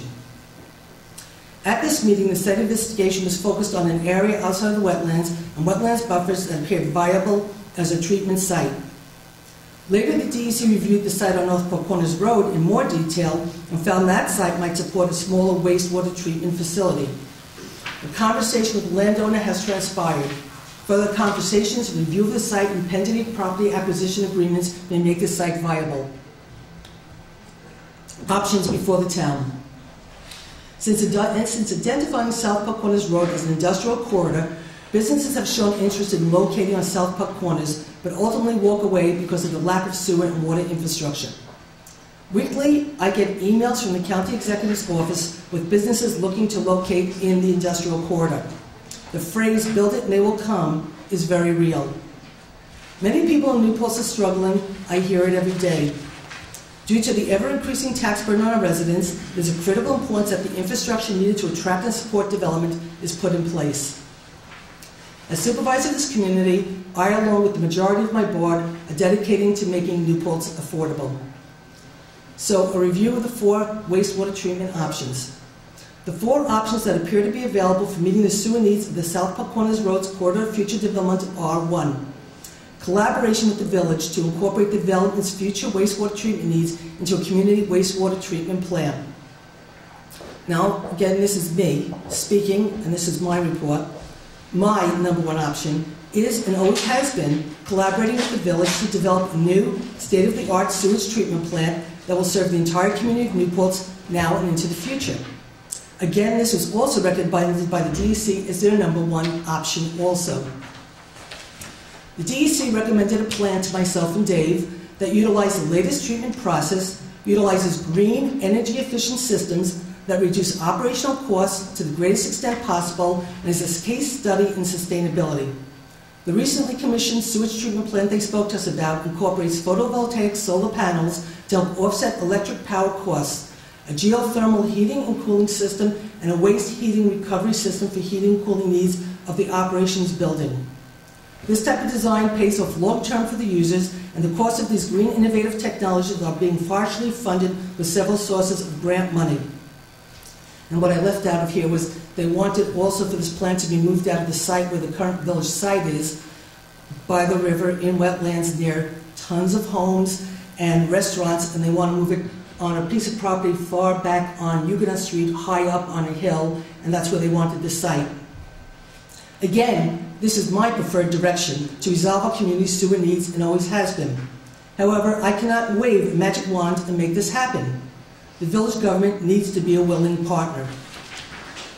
This is one of the major reasons I support consolidation. If our one community had one government, we would not be here tonight even discussing town options to finding a solution to our infrastructure needs.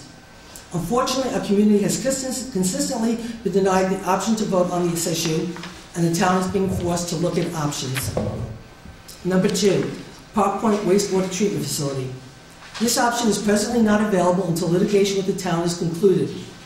If the courts determine that Park Point housing project can be implemented, then the town may have the ability to treat the South Putt Corners development future sewer needs at this treatment plant that is already designed and pending approval by the DEC.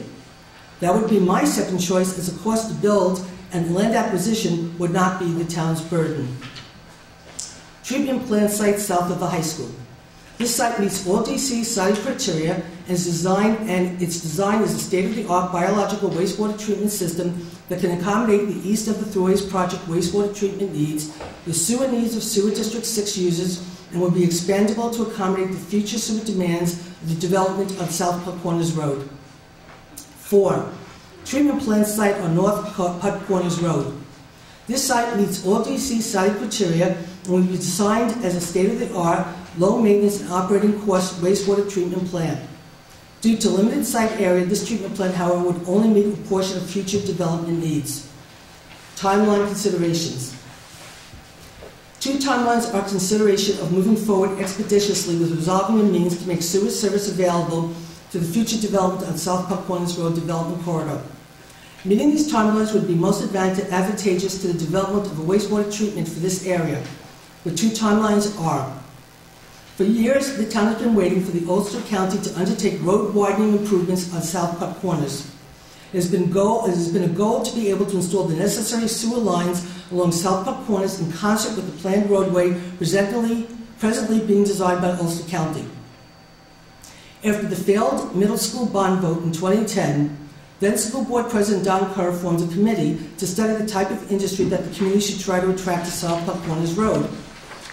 Don Kerr, as well committee members, has followed up with the town board to assure their desire for sewer infrastructure is included in the design work for the county road improvements.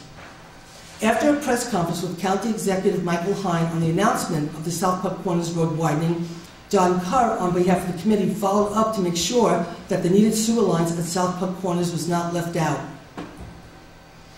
Michael Zeeler, Butch Denner, Sally Rhodes, Gail Gallery, and I can't believe there was a few other people on that committee.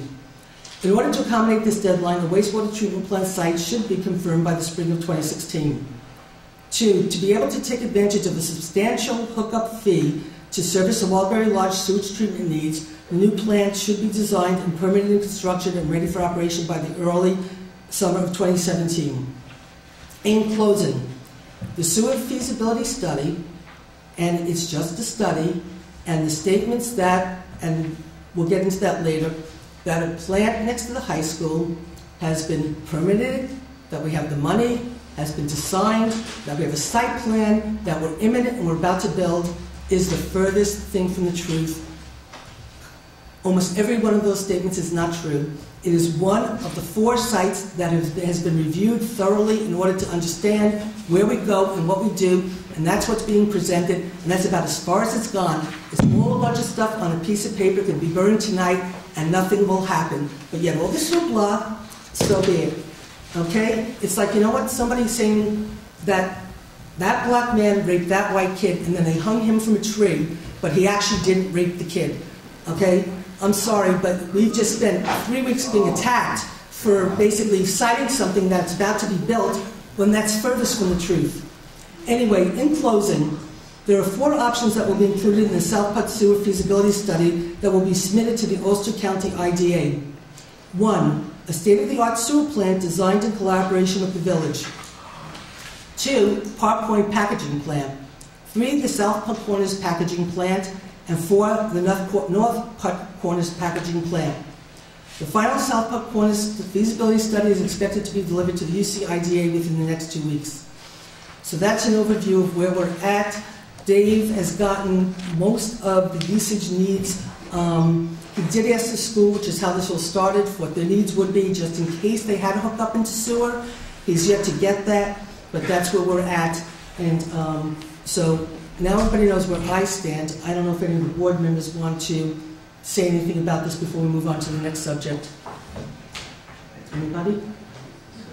Okay, next subject. Response to school board concerns relative to the wastewater treatment system.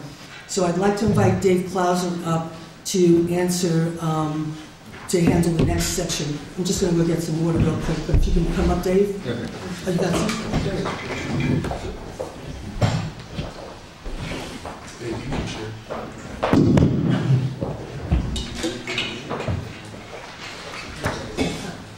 It would just be so great if you could ask your colleagues to talk about those proposals sometime. I just did, and they didn't want to answer. Well, but they had just... Kitty, I just read it.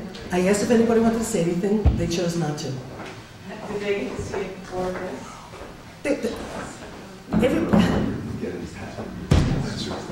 Why don't you go ahead? I did. Go ahead.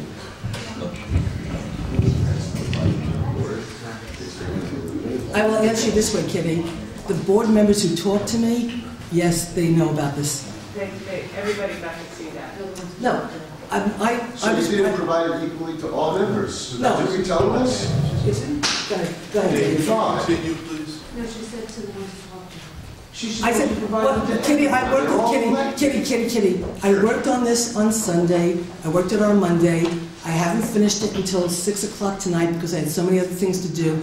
All I'm saying is the board members that come in and talk to me and ask me what I'm working on, they know what's going on. That's all I can, okay? Nobody's hiding anything. We're here tonight discussing it. We will have a final report when Dave comes back to us, but this is what will be in the final report in essence. Okay? Thank you. Go ahead, Dave. Thanks, Dave.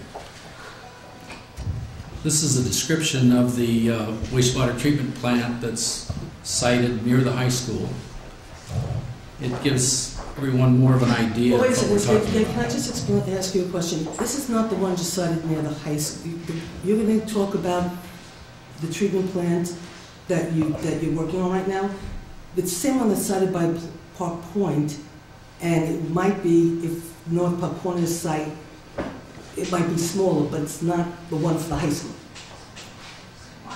That's the treatment plant, the type of treatment plant that could be at either one of those three places. Okay, I just wanted, because you made a comment that the treatment plant next to the high school, this is the kind of treatment plant you're looking at for any site that might be viable, right? Except for the village plant. Except for the village plant. Thank you. The wastewater treatment plant being considered was the one chosen for the Park Point facility. Our office worked on the Park Point project with the engineer in developing the treatment plant design, expecting that at some point in the future the town might incorporate this plant to serve future wastewater treatment needs. The plant uses an activated sludge biological treatment process and is specifically known as a moving bed biofilm reactor.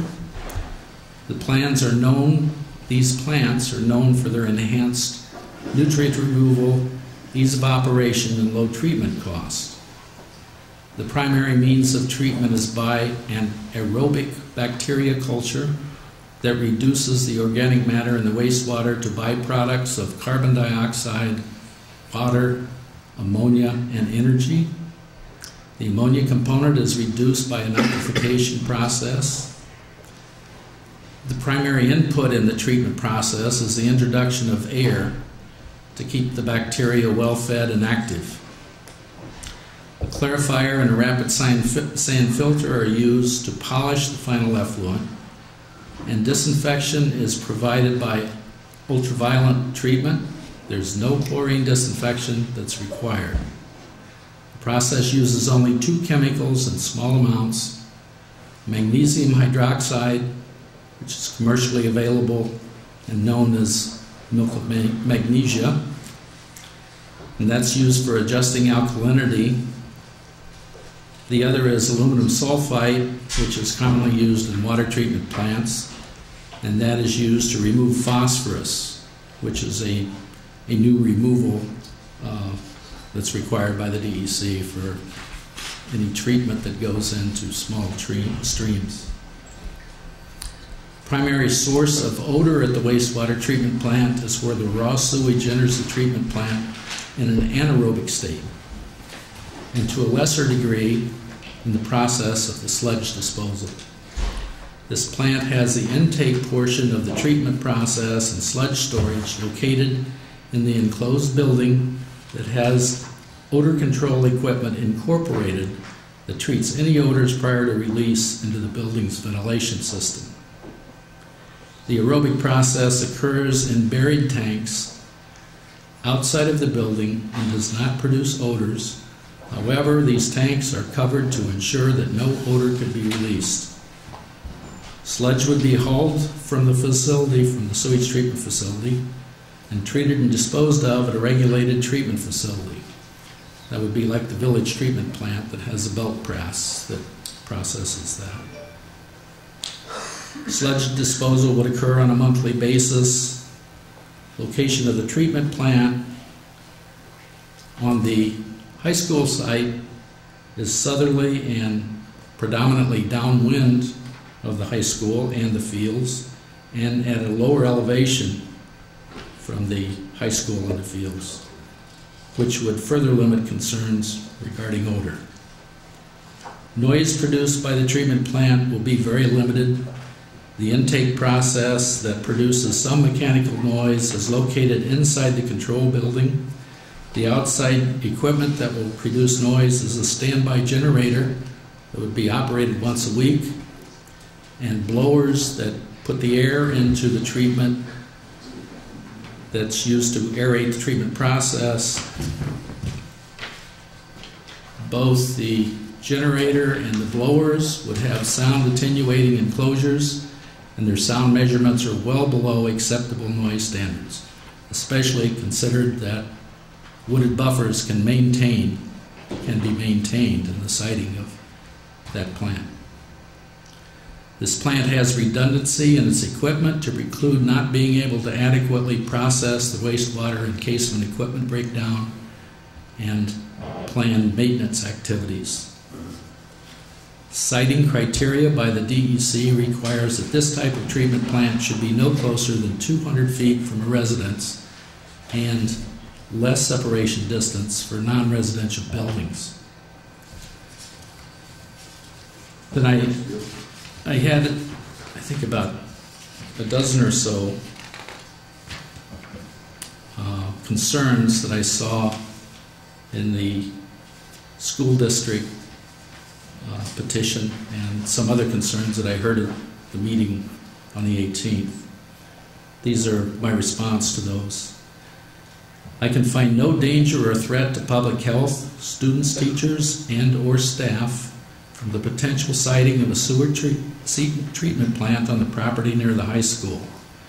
The facility would be securely fenced and buffered from view from the high school playing fields by at least 150 feet of woods and brush that will be maintained. The potential treatment plant site would be located over 900 feet from the high school building. The potential treatment facility site meets all DEC and Department of Health siting criteria. The health and safety of children are not at risk. The treatment building will contain only potentially odorous processes, which I said was the intake of the sewage and also the transfer of the sludge, which would be in an enclosed tank. The treatment processes and the chemicals used in the treatment process will be stored inside the treatment building. The entire facility will be fenced for security and to prevent vandalism. The town board will decide the final siting of the treatment plant. All siting criteria are met with potential treatment plant siting near the high school. The only smell that might occur in the intake equipment are at the intake equipment, and odor control processes will be specified for this intake equipment that would be located again inside the building. All aerobic process tanks, which are outside, typically do not give off odor, but nevertheless they would be covered to ensure that there's no odors that are transmittable from these processes as an added measure to ensure no odors could be emanating from the treatment plant. The potential treatment plant site is located predominantly downwind direction from the high school and its playing fields. The treatment plant would also be located an estimated 30 feet below the elevation of the school building.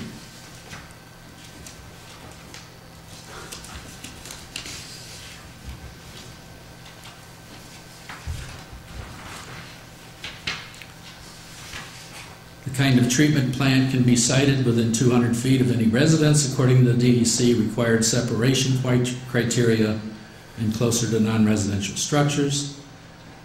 There will be two chemicals used two chemicals used in the treatment. The first is the magnesium hydroxide, or the milk of magnesia, to control the alkalinity. This is not a hazardous substance. The second is aluminum sulfide. This is a substance that's acidic and it's used to remove phosphorus prior to discharging into the stream. This is classified as an intermediate hazardous material. It's commonly used in water treatment plants, and its spill cleanup procedure is to dilute it with water. Both chemicals would be stored in the treatment building per all EPA and OSHA standards. No chemicals are proposed to be used for disinfection. Disinfection would be provided by ultraviolet treatment. The ultraviolet treatment would be located inside the treatment building. The sewage to be treated would be predominantly domestic waste, cleaning wastewater and toilet waste.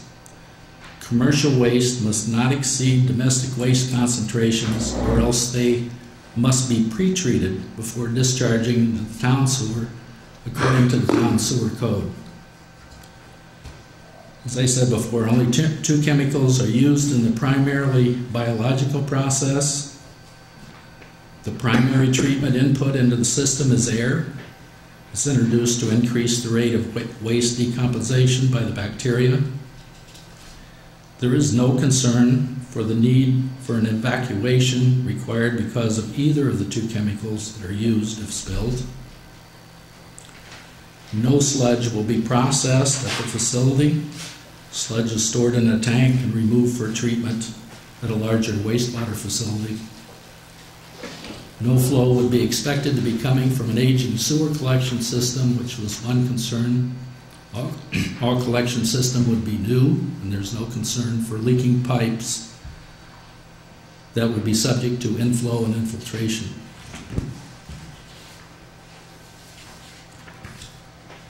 I think that describes what the plant will do, how it performs. No, again, this was the plant that went under review for Park Point, that went through the thorough planning process. That's true. Okay. So this is the same. So, in other words, what you're sharing tonight is not what you put together for a potential site next to the school. It was all done for Park Point, but it's the same thing that you might be putting at Park Point, at the school if that was a potential site, or North Putt if that was a potential site, or any other potential site that could come up. This right now is state of the art. It's very low maintenance. It's very easily operated. That would be what I would prefer. And I just really have to, for the record, you have not done a site plan or a design for this particular sewer plant at a particular site near the school. Not at all. And we don't have funding for this particular site and for this project. That's correct. Thank you. Okay. What would the county think of this plan? This type of plan? The county planning board? Yeah. Or I mean the county health department? I apologize, county health department. This is state of the art. They love it. Okay. So this could go at either the North Putt or the Park Point. Well, Park Point has already proposed the same. And they have the DEC and the county health department's approval on it. At the discharge. If the project goes. At the discharge. The plant design approval is also, and the discharge is already approved. Okay.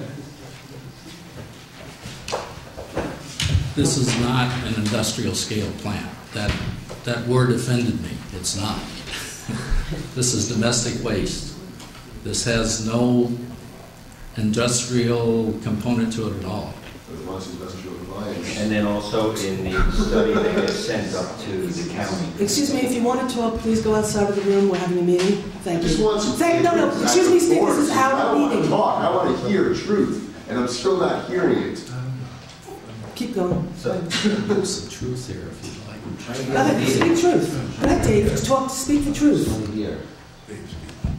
I don't have a problem with misunderstanding, because there's a lot of complicated pieces to this type of design, but I really do dislike the misrepresentation that I've heard tonight. So do I. How about the chlorine at the high school, Dave? Okay, we'll start with the chlorine at the high school. The high school has a speedies permit that says that chlorine is used for the discharge before it's sent to the stream. That's decades old. Did you call Steve Callahan? Excuse me, Steve is... Steve, would you let us conduct the meeting, please? Thank you. Thank you, Steve. I spoke to I spoke to the DEC engineer that's in charge of the files for wastewater in New Paltz, and he is the one that told me what was in the speedies permit. He also told me that he's never seen plans for this upgrade. I talked to the county health department. They said they have never seen plans for the upgrade that happened 3 years ago. DEC approved.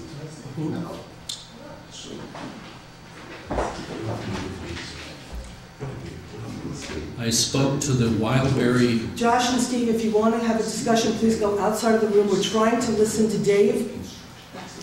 Okay, please go outside. Thank you. I spoke to the Wildberry engineer. He told me that someone had called about the school district, the high school in particular. I called him. I called him back twice trying to find out who it was exactly. He said he would try to find out. I've known Ross Wenglovitz for a number of years, and I will be calling him tomorrow to find out if that's misunderstanding or otherwise.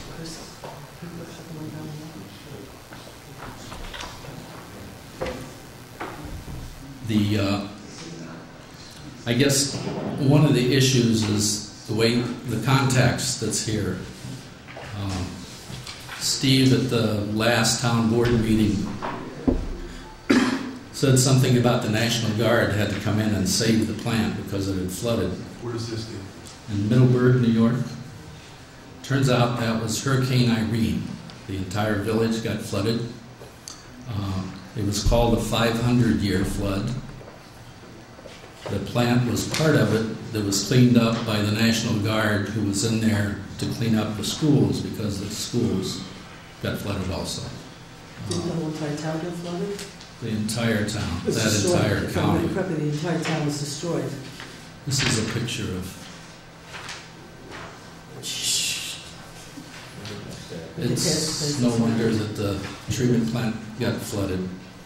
I did talk to the plant operator that's been the plant operator since the plant was built, and he did tell me that he's never had a complaint from the school about odors. He said there's no odors at this plant. He said he's never had a violation with the DEC. That's what he told me.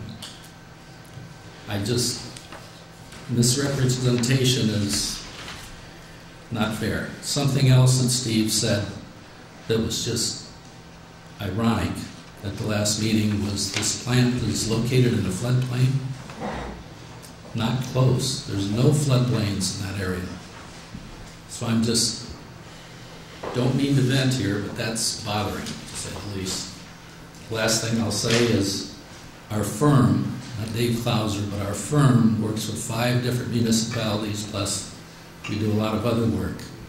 And I can just guarantee you that there's not $500,000 from the town of New Paltz. I'm looking forward to seeing what our W4 is, and I will absolutely share that with the town, but it's not close.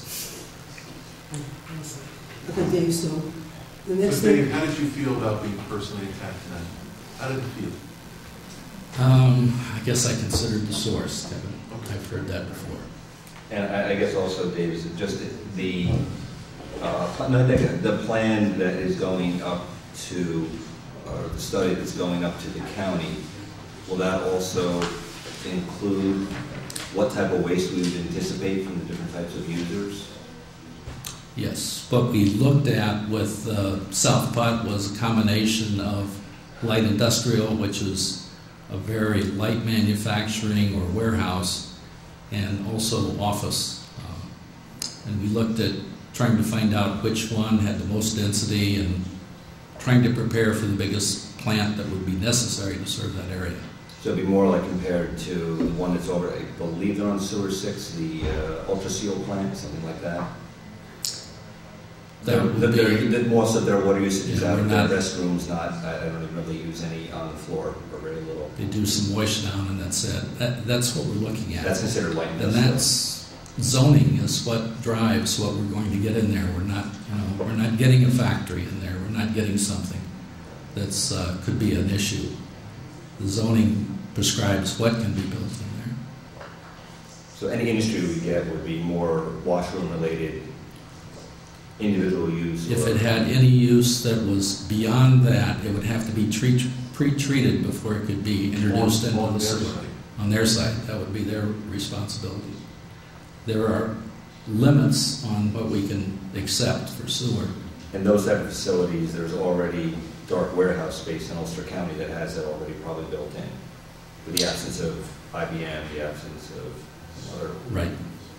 So this would not be a choice place to develop anything that involved industrial waste of any type. No. Cost would be.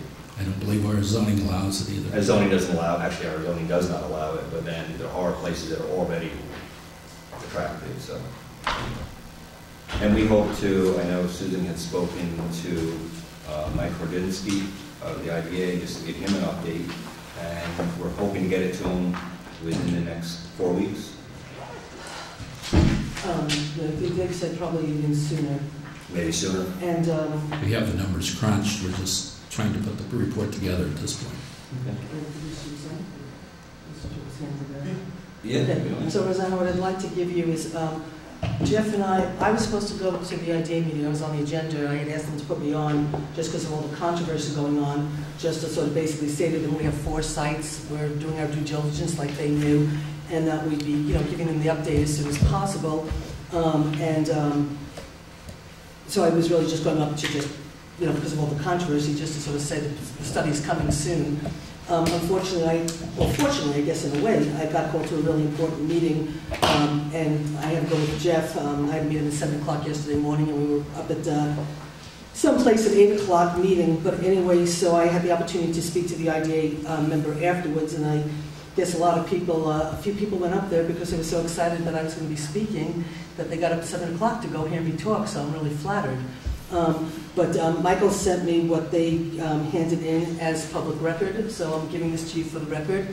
And please note in the record that what was asked of the IDA was for the $8,000 that the taxpayers have been spending. We have $8,000 to spend on the study. The IDA is supposed to pay us $4,000 back. And the members that were there yesterday actually asked the IDA not to pay the taxpayers of New Paltz back the $4,000 owed. So I would just like that to be reflected in the record. So the people that were there...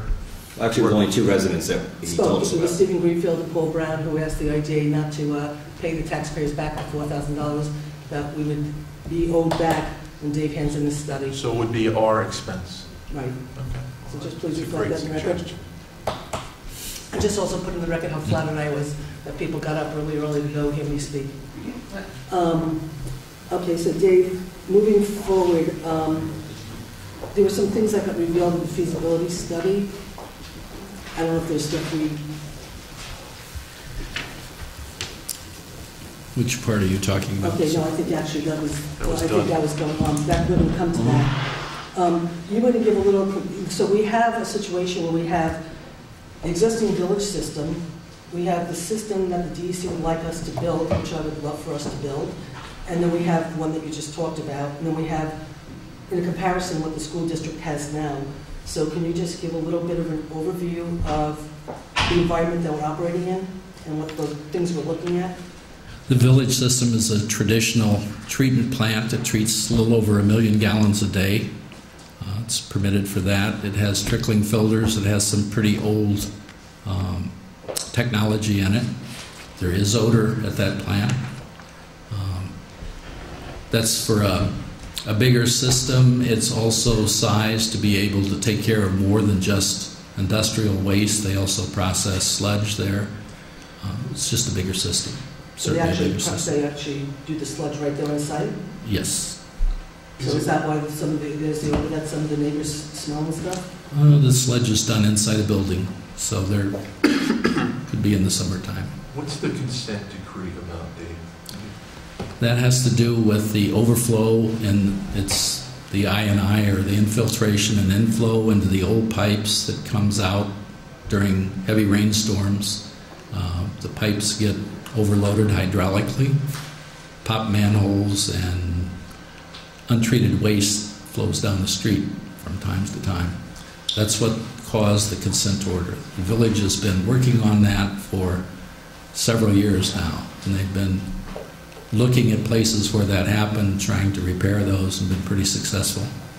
And then we have the plans that the DEC would like us to do, which I sort of did a little top line. I don't know if you want to add on to that.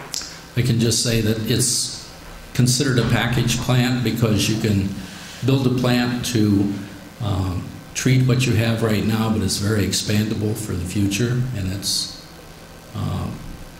highly computer automated. The amount of being an attendant there all the time is not necessary. There's a lot of telemetry. It's very automated, and it's very efficient as far as biological treatment, especially for small streams for this discharge. The village plant is not as high a treatment. They have higher limits, and that's because they discharge into the Wallkill River. This is actually a trout stream that we're discharging into. If we were to consider if the village was willing to work with us. Right. Okay. And that would be located where? Where would the DEC or the village or health department want that located? The new plant. If we were to get a new plant with the village to take care of our problems, our joint problems. It would be north and downstream of the existing village treatment plant. On Huguenot Street. Well, in that area. In that area. But I mean, it's far north. It's nothing that's on high ground. That was the site they were talking about. Right. It's out of the floodplain. So it's out of the floodplain. But the current one is in a floodplain. Right. And during Irene Lee, they pump to try to keep the water on the right side of the levee. Okay, and then you've talked about the state-of-the-art one, the smaller packaging plants, and then you've got what the school district has. Can you just do a quick? I don't know exactly what they have. I can tell you the buried sand filters that I've seen over the years. It's a process that primary treatment is done in a large tank similar to a septic tank. The effluent from that tank goes into a large sand bed that doses on the top. The wastewater makes itself down to the bottom. It's collected in pipes at the bottom and it discharges. Oftentimes it's required to have chlorination for disinfection because it may not kill all of the bacteria just through the buried sand filter system. Sand filters usually have a lifetime of about 25 years. After that, they need to be replaced. I'm surprised. I asked the question about what the flow was at the high school. I asked Steve for that number because we saw in the 1990 study that there was 26,000 gallons per day that was in that study. The Speedies permit on the high school is 13,800, so that's quite a discrepancy. I'm very curious on why there's such a large difference there. Have you gotten the flow rates from the high school yet? No, I haven't. I've asked for them several weeks ago now. We'll just move forward with giving the study, completing the study without that information. We're not going to wait. I can just report that in the 1990 study it was 26,000. I don't know whether school gave that to them or whether that was an estimate made by the engineers at that time. Okay. Does that sound about like the right amount for what we know as the population of the school? I mean, and from an engineering standpoint, it sounds like it should be closer than what the Speedies permit is for. The Speedies permit right now is going to be updated. The DEC has told me that they will be looking closely at that. What's the engineering? Do you know, top of your head? Do you know? Or if you don't know, don't answer. But if you're building a school, what would you engineer per pupil per? I really don't know. That's okay. Yeah. Okay. The DEC has the guidelines. That's a DEC guideline. Okay. Well, it doesn't. The school has they have their treatment plant, and so it's not a concern at this point to us. Okay. Is there some other things, David, you can share with us? I think that's it, Susan, unless there's something else on your agenda. No, I think that's it. So thanks, Dave. Thanks, Dave. Do you have any questions, Dan? Or Kevin? Dan? Kevin? Anyone? Like Susan and I spoke. Do you guys have any questions? Dan, any questions? No, I'm good. Digesting what you said. And just once again, Dave, I apologize for the comments made about you. No problem. Okay, Thank so you. one of the questions that was asked tonight is about all the emails that have gone back and forth, and we've had foils going back and forth like crazy. So we've taken all of the foils and we've compiled them, and so I'm going to turn this part of the meeting over to Kevin Barry. Ray, would you mind passing these out so everybody has a copy? Thank you, Ray. I guess we expected more people, but I guess they didn't turn out. Despite the call to arms. So what we're passing out is a chronology of emails, starting with an email from Steve Greenfield on November 25th, 2014 to Dan Torres, and all the follow-up emails and discussions that took place between Steve Greenfield, Dan Torres, and town board members during the period from November 25th through December 3rd, December 3rd being the date that the school board actually had its meeting, and at 7 p.m. Commenced their meeting and passed the resolution.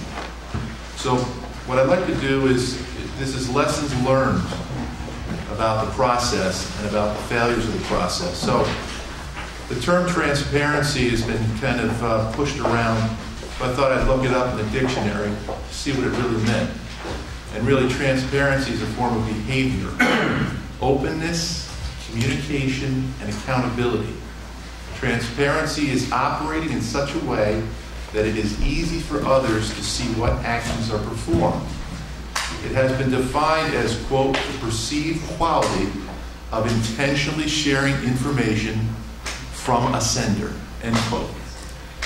As a member of the town board, I believe the community needs to understand how the town boards work on a feasibility study, and that's what it was, a study, authorized by the town board in 2011 before our terms, and as well reported in the press, could cause our local school board and its administration to issue a resolution condemning the town board for its lack of transparency and for, more disturbing, its deliberate attempt to preclude public knowledge and participation.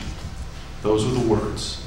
So when you review the resolution that was passed by the school board in its preamble said, was made aware that the town board is committed to siting a sewage treatment plant next to the high school. So you have to ask yourself, who made them aware of that? The board indicated that in reviewing town agenda and minutes posted on our website, it could find no mention of the siting of a sewage plant next to the high school, so that was their due diligence. Therefore, this is what the school board concluded based upon those two factual statements or assertions. We can only infer there was no attempt at transparency, and there was, in fact, an attempt to preclude public knowledge and participation. They then called on our town board to be transparent, responsible, and ethical. So, in reviewing this resolution, it's clear that the school board chose to make highly inflammatory statements challenging the character of town board members. I would argue that the underlying purpose of the resolution was to personally attack individual town board members and not just a challenge to the possible location of a sewage treatment plant near the high school. This kind of attack is familiar to me, even more so tonight, because it is a regular practice of certain members of our community on social media and, in fact, in these meetings. In my mind, the attack set forth in the school board resolution is really a reflection of the personalities of some of the members of the school board. This is the very approach certain members of the school board have taken in the past in dealing with members of the community like us especially those who do not support their views on issues. In many cases, their approach takes the form of bullying in the press, in public, and in social media. And we've seen that tonight. We had an individual here that not only attacked our town engineer, but attacked each member of the town board and my son, Andrew. Okay, and that's pretty disturbing. You didn't smell the chlorine, Kevin.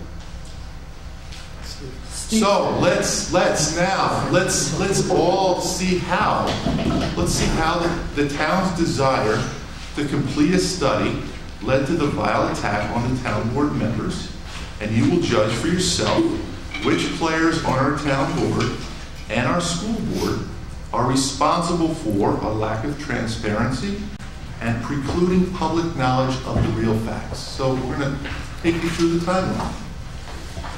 The first entry that you'll see is an email. This is the original email from Steve Greenfield to Dan Torres. Excuse me? Started it all. Yes. This is November 25th, which was a Sunday at 10:47 p.m. Steve Greenfield wrote to Dan, and you'll see what he said there.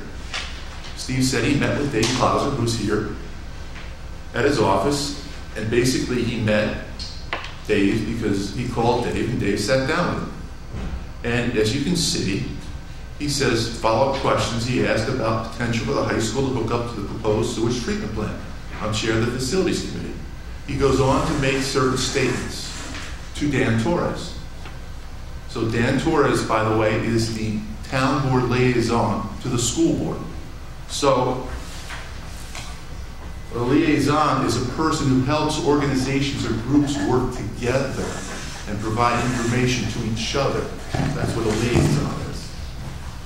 So Dan Torres responds. Before you, I think it's really important that I read this out loud where it says, this is the email from Steve Greenfield to Dan. I was caught quite off guard by the plant being slated for construction. That the plant was slated for construction. Well, there's 5 or 6 of those in there. Well, I'm just the point being, I had asked Dave some questions tonight. Dave answered the questions, and they totally contradict the original statement that was put out that the school board basically took their resolution off of. That it was immediately, it was being slated for construction. We don't even have, that there's a site layout.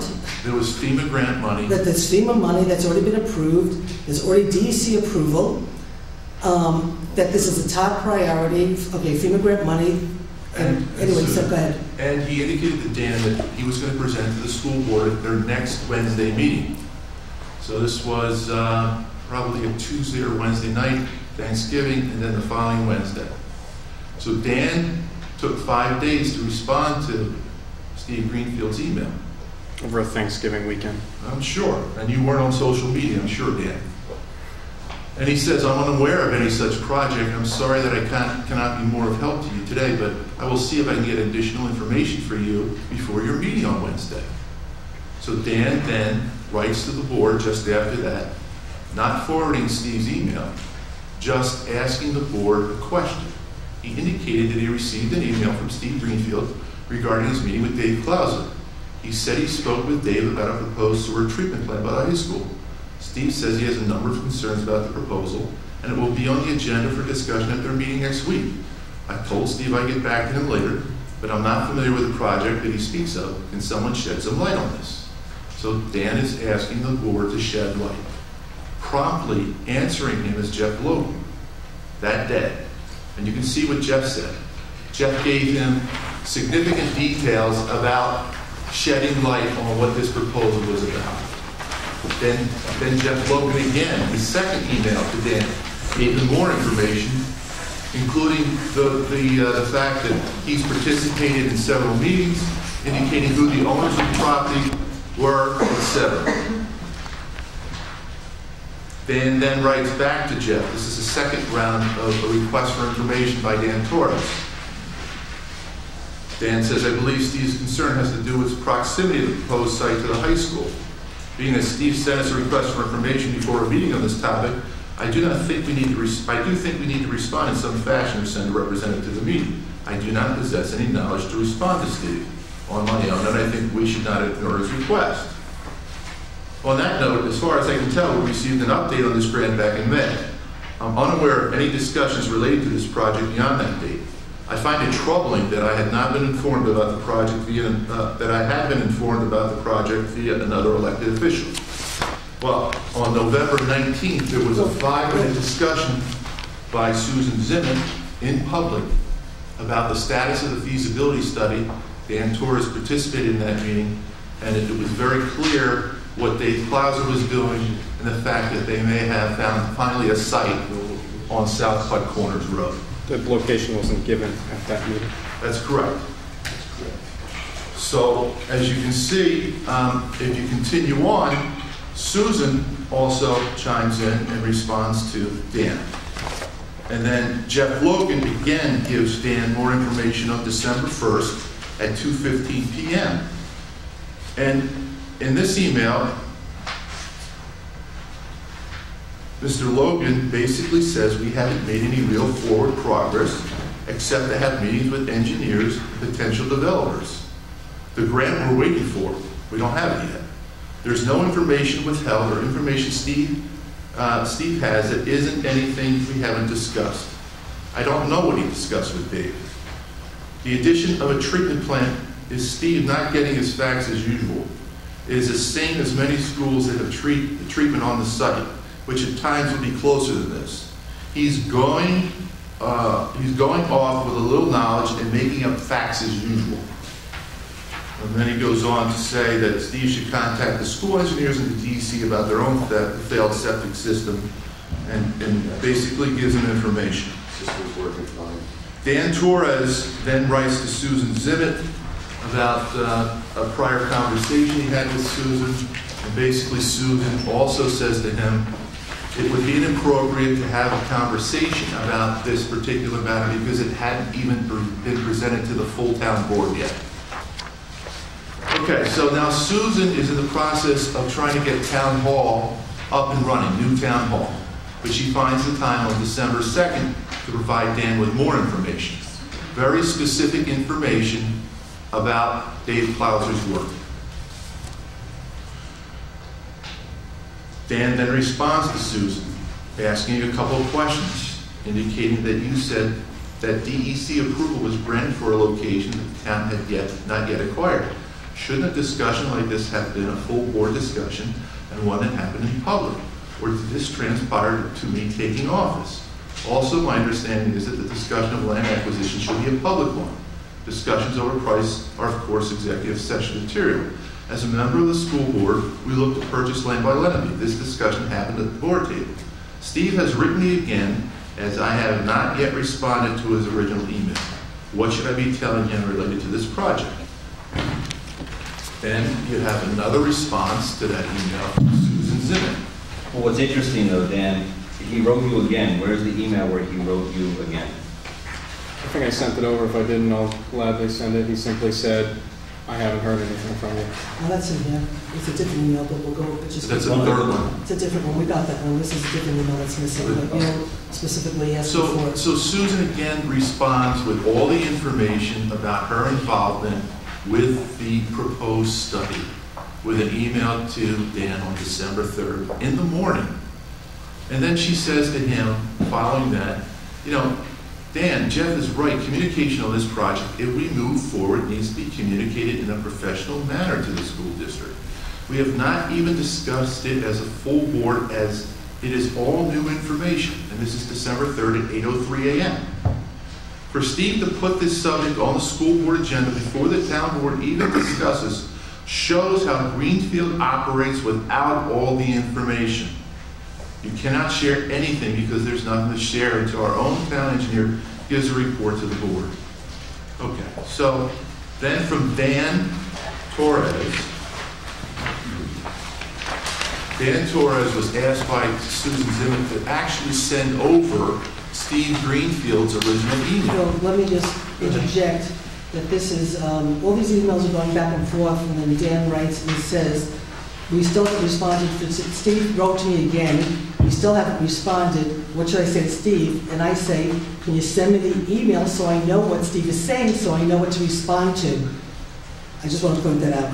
I sent it 11 minutes later. So he did. You've already been communicating with me He did 4 send days it. He before. sent it. But go ahead. He sent 11 minutes later on December 3rd, 5 days of writing to me without which is sending the it. day the school board meeting is supposed to take place. That night, because the resolution. So on the evening of December 2nd into the 3rd, he finally sends over the email that was originally sent to him from Steve Greenfield.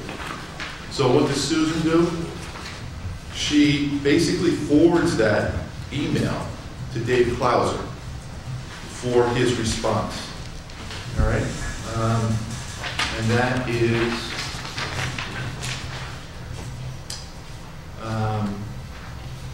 on page 6 at the top. You'll see that Dan sent over to Susan Steve's original email. And then you see Dave Klauser's response, and this is pretty significant, because Dave Klauser's response refutes essentially every statement that Steve Greenfield made in his original email. No, it doesn't. And I will compare. You're issuing statements. I will compare them. Doing it again. And I will show you and the public how this entire scenario got blown out of proportion. Maybe we need to go on the road about this. Because of two people, and one of them continues to speak during this meeting. Mm-hmm. All right. So Dave Klauser, let's read this. There is information here in Steve's email that's not accurate. He has mixed up some information as if he must not have understood what I was trying to convey to him. My purpose of meeting him was to let the school district know that there could be an alternative to their wastewater needs and to confirm the school's wastewater flow rate for the county shovel-ready feasibility study report that we have been trying to finalize. As you know, I was told by the Wildberry Lodge project engineer that they had been contacted by the high school, don't know who the contact person was, asking about sewer service possibilities. I asked the school board member if they were looking for a sewer alternative, and Steve called me to make an appointment to discuss this. By the way, Steve called Dave Klauser, and none of us knew about it, but Dave met him.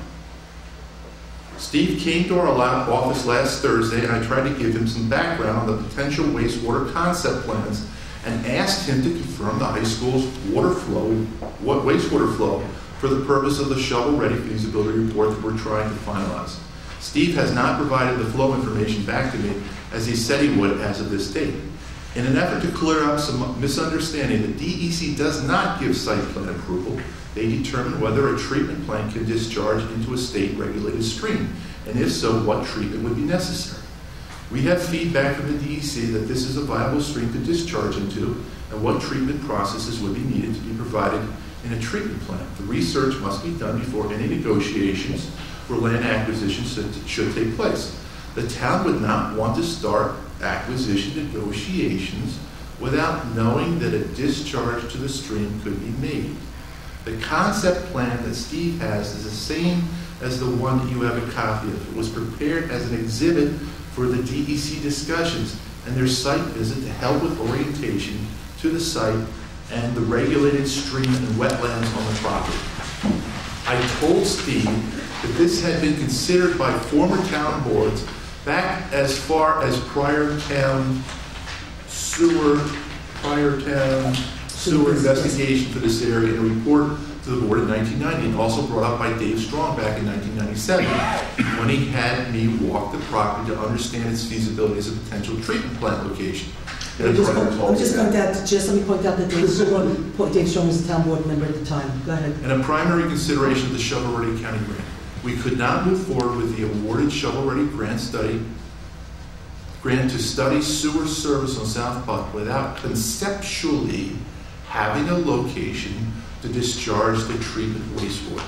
In addition to investigating the feasibility of providing sewer to South Putt for the grant's purposes, there appears to be the potential to also resolve the pressing sewer 6 plant rehabilitation and potential development tie-in that could help finance the capital cost and provide a user base for a treatment plant. This is far from being a new idea, although it may be new to some. Steve's reference to FEMA grant money was misunderstood. The FEMA grant approval was for the rehabilitation of the Sewer 6 treatment plant. We talked about Enough information on the treatment plant potential has been generated to start acquisition negotiations.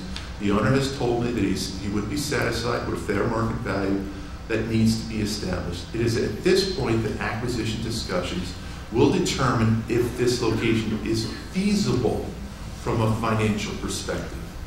The siting shown on the concept plan would maintain approximately 140 feet of dense woods between the new treatment facility and the high school's property line and exceed the DEC minimum buffer requirements for this type of treatment facility. Oh, this plant is not one that is known to produce odors or a lot of operating noise. I hope this clears up some of this misinformation. So, what happened was, Susan then, and you'll see it later on, but before Susan sends Dave Clauser's response to Dan Torres and asks Dan to forward it on to Steve Greenfield writes to Dan, okay, on December 3rd, on the afternoon of his meeting. It seems you've been unable to get any concrete information over the last 2 days, or I assume I would have heard back from you. Since nobody is replying that the information I got from Dave is inaccurate, which I assume they would have wanted me to know immediately if that were the case, and he presented it to me in his role as town technical consultant, I will have no choice but to address the school board with exactly what he told me and the printed documentation he provided. Should anything change from your end, I will be leaving my house for a meeting at 5:40 p.m. So here we have Councilman Torres asking the town board for assistance to shed light on information about the potential for siting a sewer plant near the high school. The town board cooperates. Jeff Logan, Susan Zimmett, supplies Dan with information. What does he tell Steve Greenfield?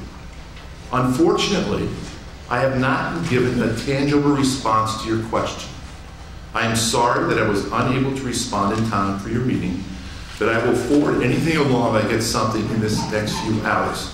It seems as though you have gotten more information regarding this project from Dave than I have been able to obtain in my role as a town board member. So what does Steve Greenfield think?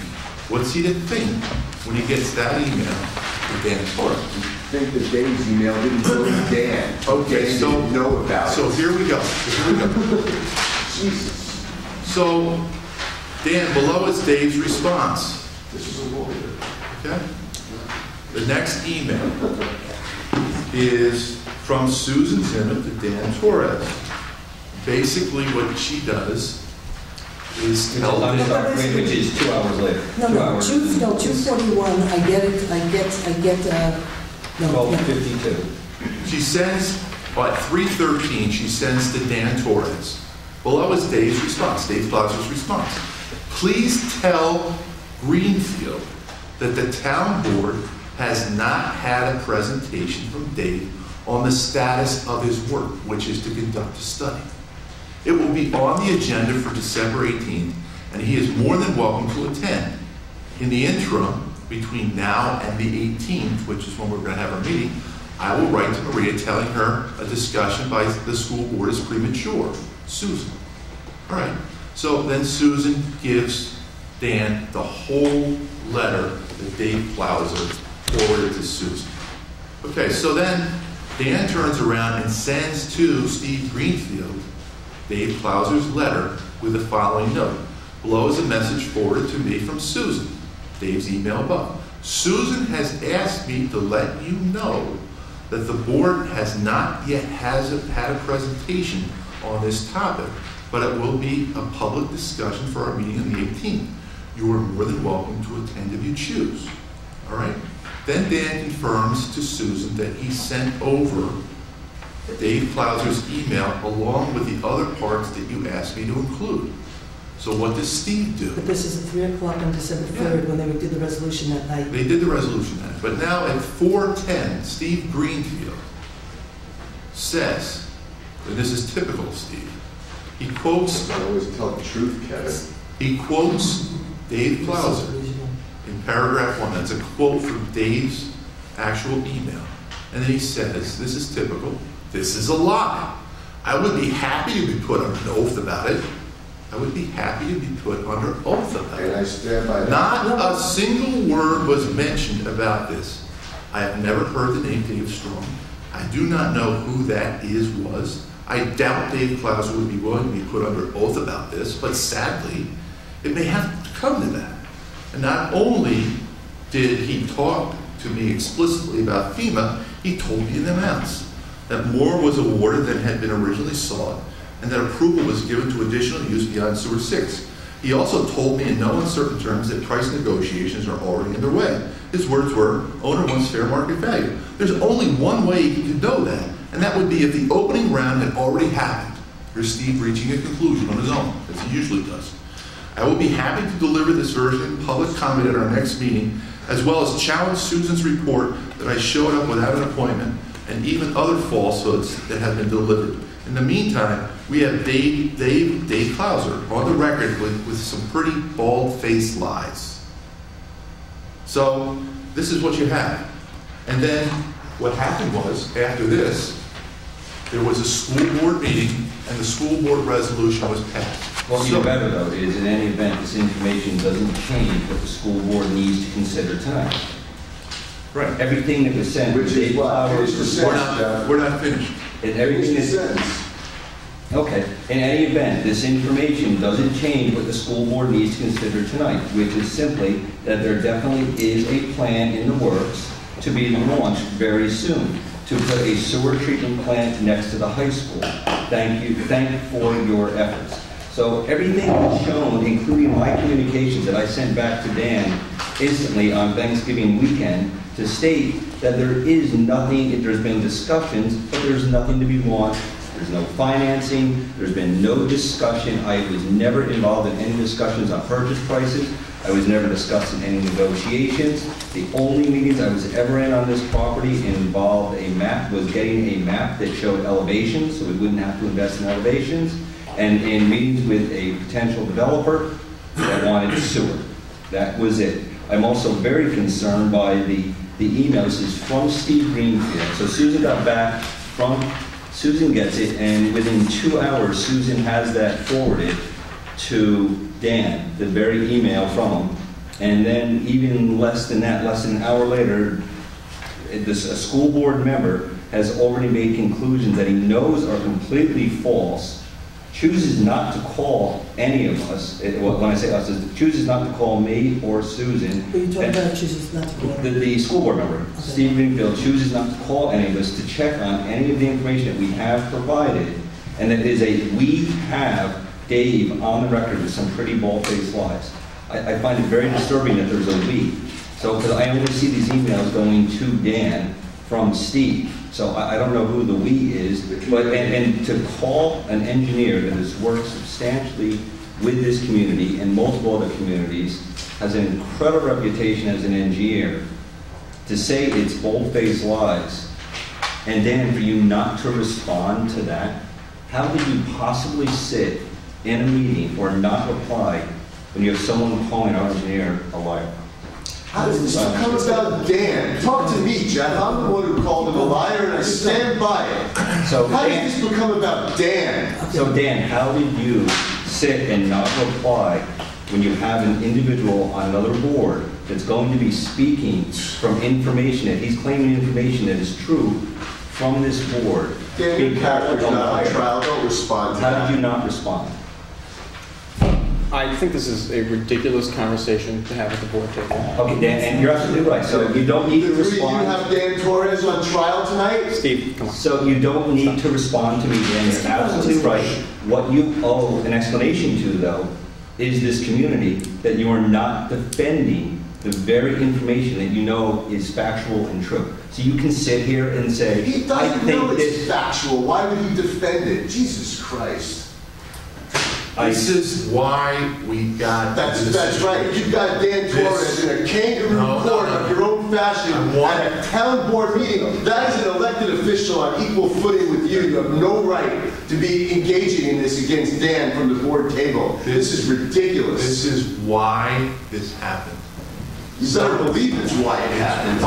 That's the problem. So let's continue. So I do want to know, Dan, I do believe, you can say you don't owe me an explanation, you don't owe the board, you owe the community an explanation on why you allowed the school board to sit there and be providing information that you knew was false. I provided the information that Susan gave, and I was asked to forward along, and I did that. And then he said that Dave is making bald-faced lies, and you don't call anyone to say, no, these aren't lies, these are the facts. The problem here is we're continuing to talk about personality, and at a board table I assume we're talking about policy. Talking about personality. We're not talking about policy decisions. We're talking about personality. And Dan, I apologize. We're not talking about personality. We're talking about process. And here, completely, the process. There's a lot of process issues with this as a whole, but I think this is inappropriate to have this conversation. No, it's inappropriate because and that's fine. If you want to feel it's inappropriate to answer to me, to Kevin, or Susan, I think it's incredibly inappropriate. You do not think it is. I totally get why you're trying to frame it this way. I'm not framing it at all. I've asked a lot of questions that have made people uncomfortable, and I get it's easier to do this. You didn't ask any question that makes any of us uncomfortable. There's nothing to be uncomfortable about. I answered all this. There's nothing to be uncomfortable about. We've been talking about this for, you know what, I figured out. I answered every one of your questions as soon as you sent them to me. This is ridiculous. No, it's I agree it is. It's ridiculous. You let it go. I'm so happy we filmed these meetings so everybody else can see this. Why should Dan be responsible to defend Dave? Jeff, practice what you preach. Okay, so you call for civility at the end of and I'm asking for Dan to please answer to our community why you would allow a school board member to has the proper information to then go to the meeting and not provide that information to the very board that he is representing. To use your own phrasing, if you had that question, you could have always called me. Okay. So instead, you sprung it up here because you guys want to play a game of gotcha instead of actually talking. No, Dan, I have a question for you. Dan, I never saw any of these emails. And we don't need to raise our voices either. We can have a conversation without raising our voices. I never saw any of these emails. So you didn't see one email. You know what? Let me just. I didn't get you guys take a break from ganging up on Dan. None of this is about Steve, I'm fine. I can handle myself. It's okay. I appreciate it. I understand that, but I'm a member of this community, and they're my representatives, and their performance is disgraceful. Dan, this is the person. You're my representative on the school board, and you know you talk about me every day, all day long. Okay, it's disgraceful. Dan had no need to defend Dave because Dave did tell false information in that email, and my version of what I Steve, enough. It's not enough. We're just getting started. Okay, good, Steve. I'm glad you're getting started because I would really find it hard to imagine if you haven't gotten started, what it would be like if you got started. Yeah, you'll find out if you keep up with this. So Dan, here's my question. You're a town board member, right? You get an email from Steve Greenfield on November 25th, and you did nothing over the next 5 days to communicate that information to the town board. Thanksgiving weekend. I have no problem. Okay, so you took 5 days. So why are you asking? But you knew. Civility. Where is it? You knew. Get on with it. Thank you, Michael. You're welcome. You knew that the school board intended to present this information on December 3rd. And I passed that information on. Okay, so you passed it on to the town board. You got your answers. And I passed on your answers. This is ridiculous. These are controls what the school board does. I'm trying to hear a meeting. This is not the meeting. This is not a meeting. Wait, so you're saying you're upset that I didn't pass on the other emails before, Susan? Was that what you were saying? You write about it on Facebook. I'm going to say whatever you want on Facebook. Okay, so sit quietly. Please stop. Dan, did you pick up the phone and call Susan Zimmern or Jeff Logan to ask them any questions relative to answering Steve's email? I emailed you. Did you call them? Why does that matter? What form of communication? Did you call them? I'm not even going to answer that question because it's so absurd. You know what? This is ridiculous. Okay, if I can just say something. Why, you might believe it's ridiculous, okay, Dan? I do. Okay, good. I'm glad you do. And for 2.5, 3 weeks, okay, what this shows and why this is really upsetting, okay? And you can have your opinion, and I can have my opinion, and we can have their opinion. You got an email from Steve, and you wrote to me into the board saying that you weren't going to respond. You never sent us an email. Yet Jeff and I respond, and meanwhile, I have a town board. Jeff's response is to not respond to Steve. We didn't have the email from Steve to know what to respond. And even without having it, you decided you didn't want to respond. No. Okay? You got an email from Steve. You write to us, you got an email from Steve, you ask us to respond. We don't have the email to know what to respond to, but we're giving you information. Meanwhile, I have a town hall that has no electricity, heat, no lights. Okay, we're freezing to death. I'm getting ready to leave with my family on a vacation, but we're responding to you. We're giving you information. You never take this information. You never send it to Steve. Then I did send the information. No, you didn't. There's no email that proves you sent the information to Steve. Yes, I did. It's right there. I forwarded it. You've forwarded him Dave Klaus's response, but meanwhile, there were days of us going back and forth. The last meeting, you yelled at me for forwarding those. No. This was all before the fact. I sent those emails out, and you chastised me at a meeting. It was in the New Paltz Times about how terrible it was that I sent out those emails. And now you're sitting here telling me I should have sent him all the emails. No. Get your story straight. Dan, the story is very, very straight, and it's right here, okay? You got an email. You didn't send us an email, you asked us to respond. We give you information, and then you write back to Dan, you write to Steve, you got nothing. What, excuse me, Steve, please. The point of all this is you got information, you didn't share it with Steve, then when he wrote you back and said, I still haven't heard anything, you said, well, I haven't gotten anything. Well, Jeff and I are responding to you left and right. Then you write to me and say, Steve called me again, I haven't, what do I say? And I say, Dan, send me the email so I know you how to tell you what to respond to. You get me the email, I send it to Dave, Dave sends it back, I send it to you, you send it to Steve, and then the two of you go to a school board meeting that night. You don't share any of this information, you don't share Dave's thing, you don't say that there seems to be some controversy, and you sit there and you let the school board pass a vitriolic resolution against us, not saying the school board respectfully requests the town not to do a sewer plant next door, which we weren't planning on doing, we had a feasibility study, but still I could respect that. It said it's a vitriolic resolution attacking us, saying we're unethical, we don't care about kids, we're doing everything behind everybody's back. That was the resolution, and you're sitting there, and you never once say, well, you know what, I got something from Dave that contradicts things, and maybe we should hold off, and but maybe Steve we had should that email. And he never showed it or talked to it or brought it up at the board meeting. That's not my problem. That is your problem. No, it's sitting there. You were at the school board meeting and you sat there. So would you have liked me to have jumped up and interrupted the school? Dan, now just let me finish. Let me finish. When Maria Rice asked the question of whether or not this had ever been discussed in public, everybody looked at you and you shook your head. We haven't discussed the location in public. But you didn't volunteer any of this information to the school board. I'm not a school board. And you let Steve Greenfield say what he said at that meeting, which was all false.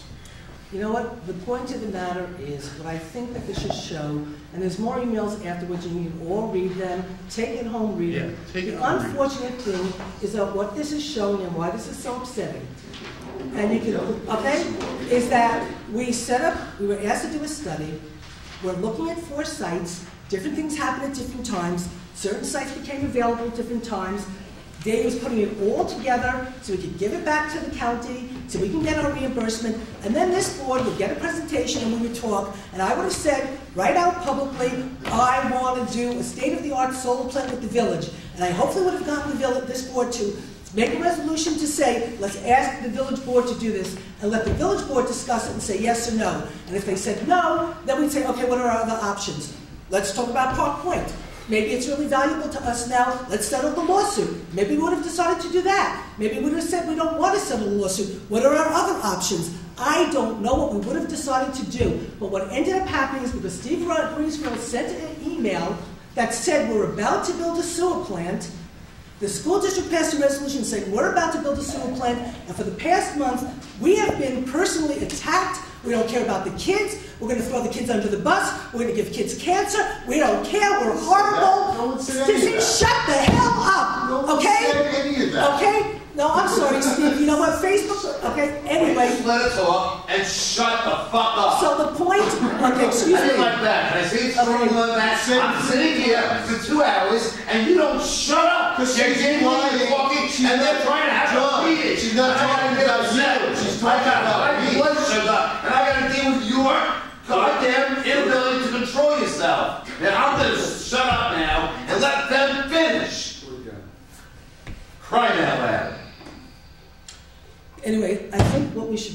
move on, because at the end of the day, people are going to believe what they want to believe.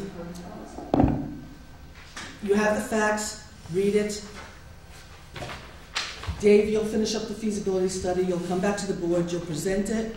We're not making any recommendations in the study, other than unless the board wants to say what they want to recommend. People know how I feel. I hope that we could take a look at Fran's paper as well, and kind of discuss some of those issues. That's not Dave actually has answers to Fran's stuff. That's great. I think that's important as well. He does have answers to Fran's stuff. I gave him Fran's white paper. And thank you, Fran, for doing that as well. Please be prepared to answer all the questions.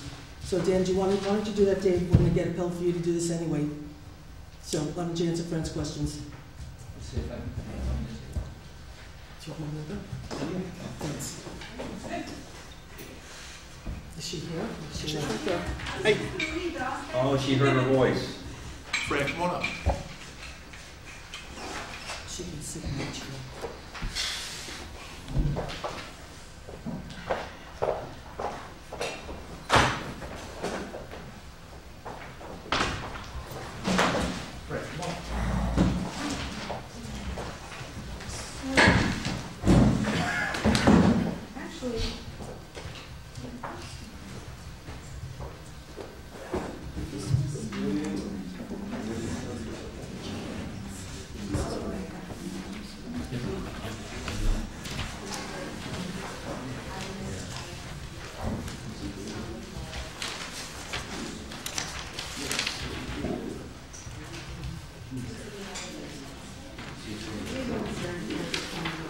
Fran, I went through this quick.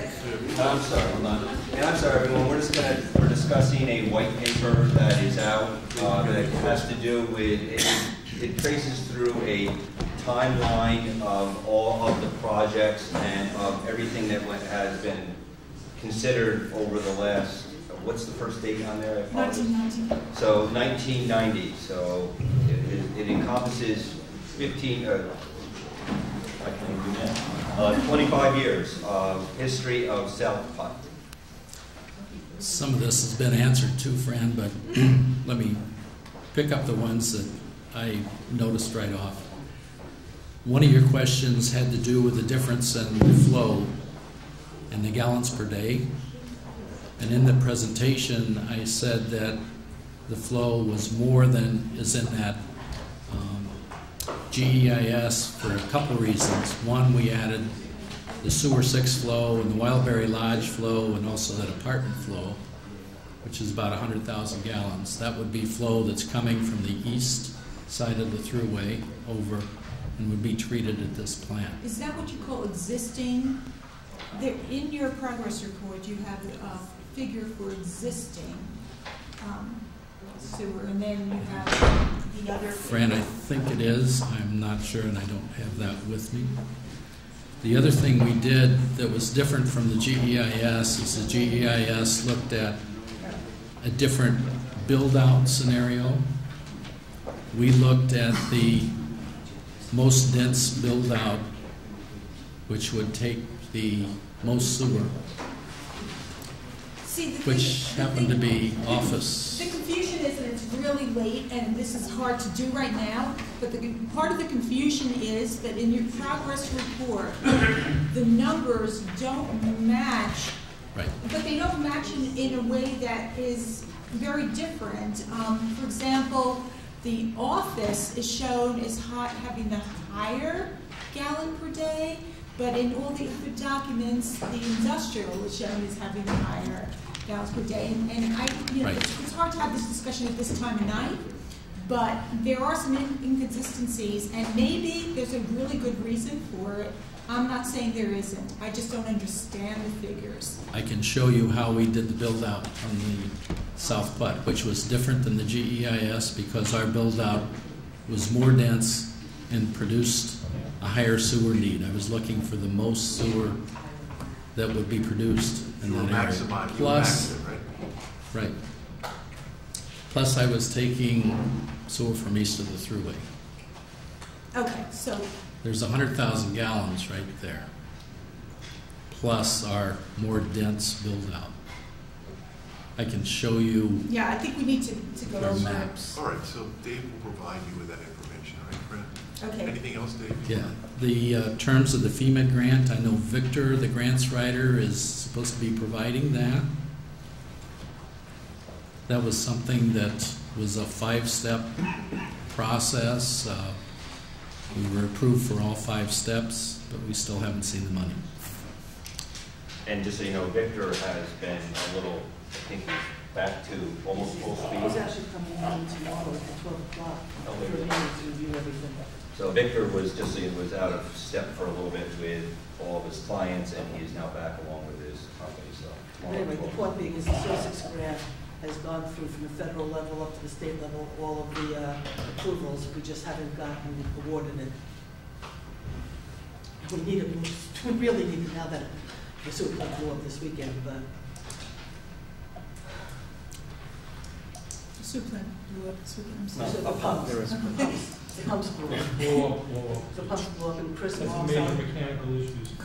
Marks, our highway superintendent, who's also a building ground, spent the entire weekend from Friday, Saturday, and Sunday with two sick parents at the sewer plant all weekend long.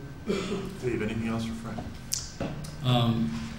I was the one that asked the DEC to conduct a site visit after I had information on the wetland delineation, so we knew where the area was that was outside of the buffers. So that question was, has DEC looked at other sites along the corridor? They have. There's another site. One other site, okay. Right. That's on North Pot. Right. And Brad, what's been changing in that, which is kind of interesting as you go through, and Dave could put more on it, it was only a few years ago, and one of the big problems is because of the many cutbacks at the DEC, we still to this day do not have delineation of our wetlands. So without any delineation of wetlands, you actually physically have to go and see the site. So the South Putt and the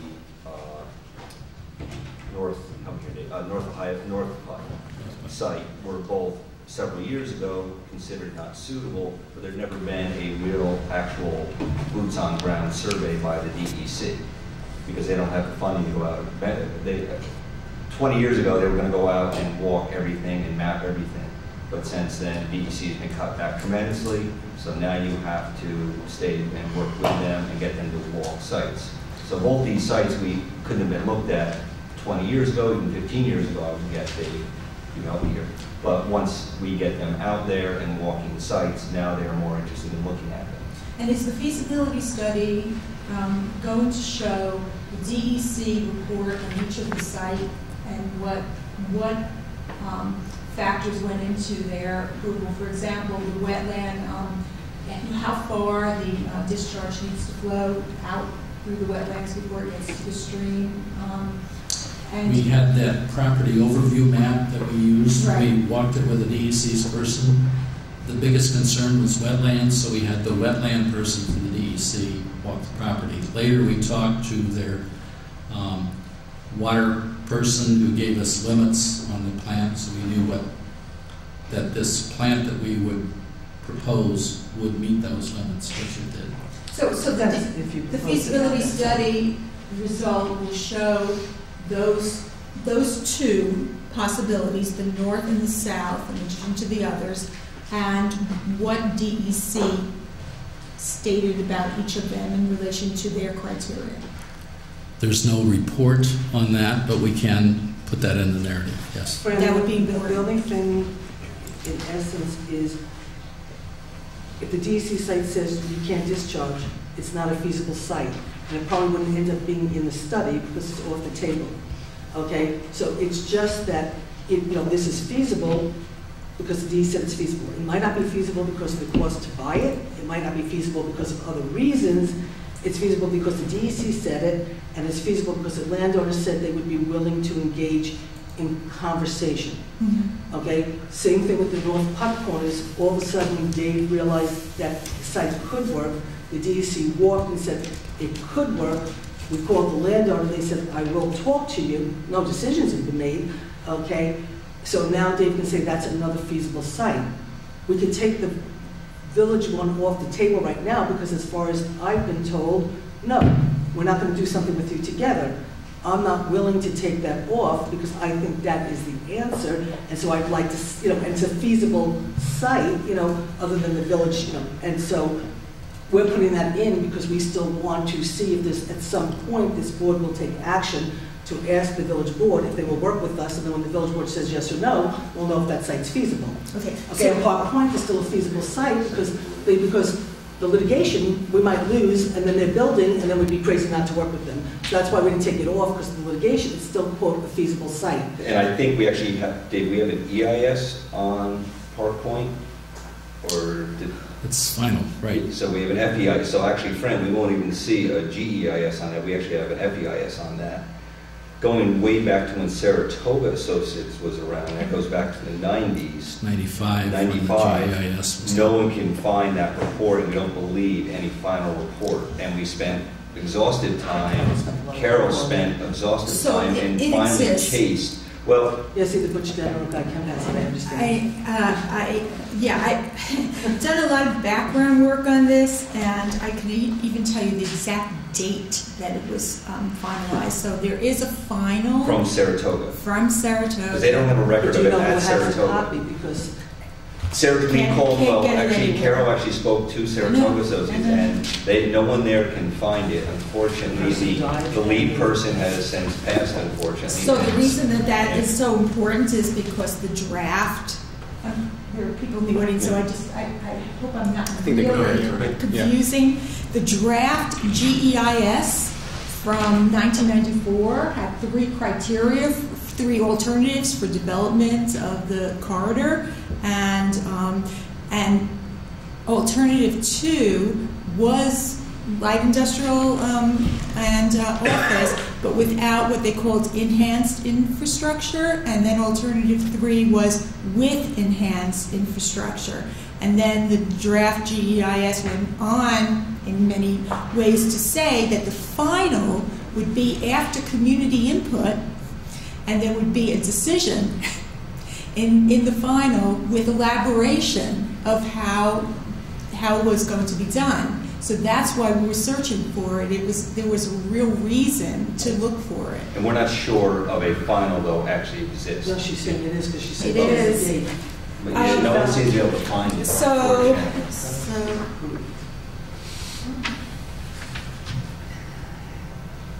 And this is from the statement of findings. So it exists. Well, obviously, the person keeping the records at the time didn't do such a good job, did they?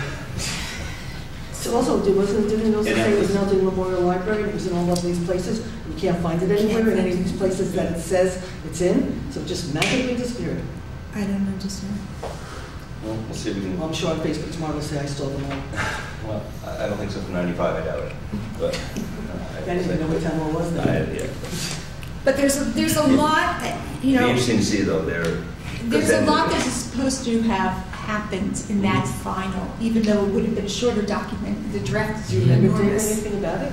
I just have the draft.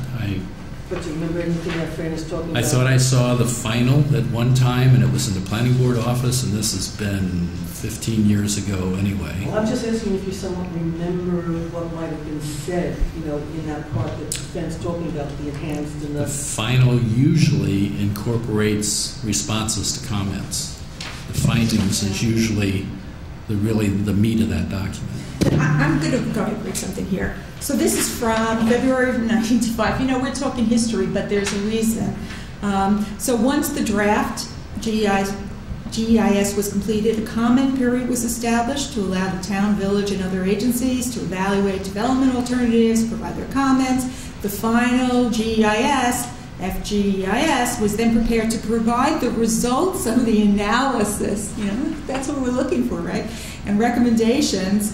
These recommendations are summarized as follows, and so the summary just says, office development is recognized as having the highest potential to maximize fiscal benefit, but other light industrial uses with similar real property taxes, and it goes on, but there was some work done that would be nice if we had, because it would show you some stuff. Office produced the most sewer, too, and that's why we used that as the build-out. We did a mix.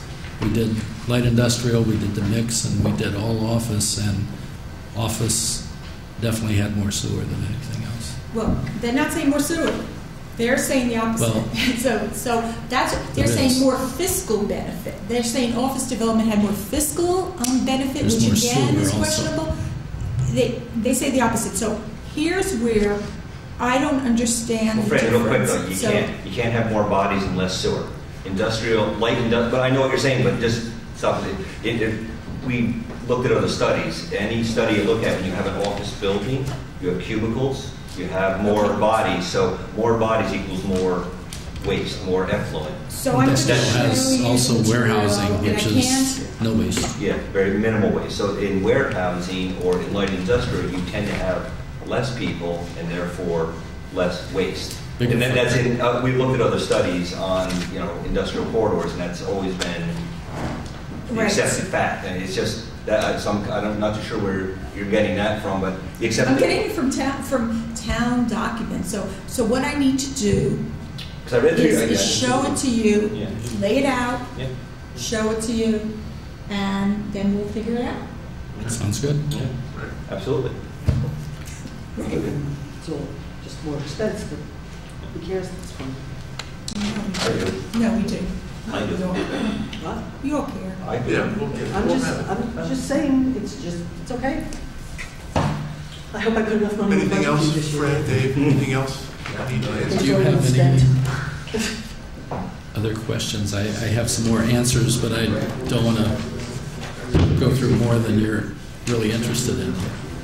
Well, how about if I do this? I will lay out the different figures that I see, and then we can have a conversation about that. And if they were wrong in previous years and they were wrong, or if we're all eating more fiber now and we have more sewage now, Things do change. Thanks, Fran. Just like, the sheer fact that the sewer system that was put in 20 years ago, now they have state-of-the-art sewer systems, life changes. Right. So there's a lot of stuff about fiscal impact, but that's not your, Friend, there was one thing in this, I'm not quite sure where it is in the document. It was about the treatment plant located close to the Sewer 1, Sewer 5 that you had in here. Yeah, so some of the previous studies talked about location closer to 299. That was a mistake by the last comprehensive plan. They didn't understand there's a lift station, a pump station that was put in by Consolidated Fruit when that was constructed, and we sized that pump station up to be able to take a lot more flow than just what they needed for future expansion again. It was never a sewage treatment plant there. It was a lift station. There's no space there for a sewage treatment plant on that end of it. The lots are all taken. There is no, you can drive there and see there's no, there's no, physically there's not even a space there. The point there was that the references in the prior plans were, except for 1990, the references were to sites other than the south part of South Platte. So 1990 was the only time that it really referred to the high school area. And whether those options that were cited after those are not relevant anymore or wrong, the high school area was not mentioned after 1990. But it was mentioned in the feasibility study that was given to the county, of which they awarded us the $8,000 to do the study. Yeah, but it was in the application for the feasibility study, bottom of page 2, top of page 3. But you talked about excuse me, no, I'm sorry. This is with the board. We have homework. We have to do a warrant. I want to go home.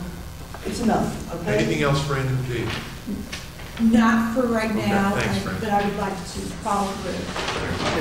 All right. All right, thank you. Thanks, Brandon. I would really like to, with everything else that's on the agenda to next week, and I'd like to just do We one. have to do the warrant. We'll just do the warrant. And wait, but before you do that, before you do that,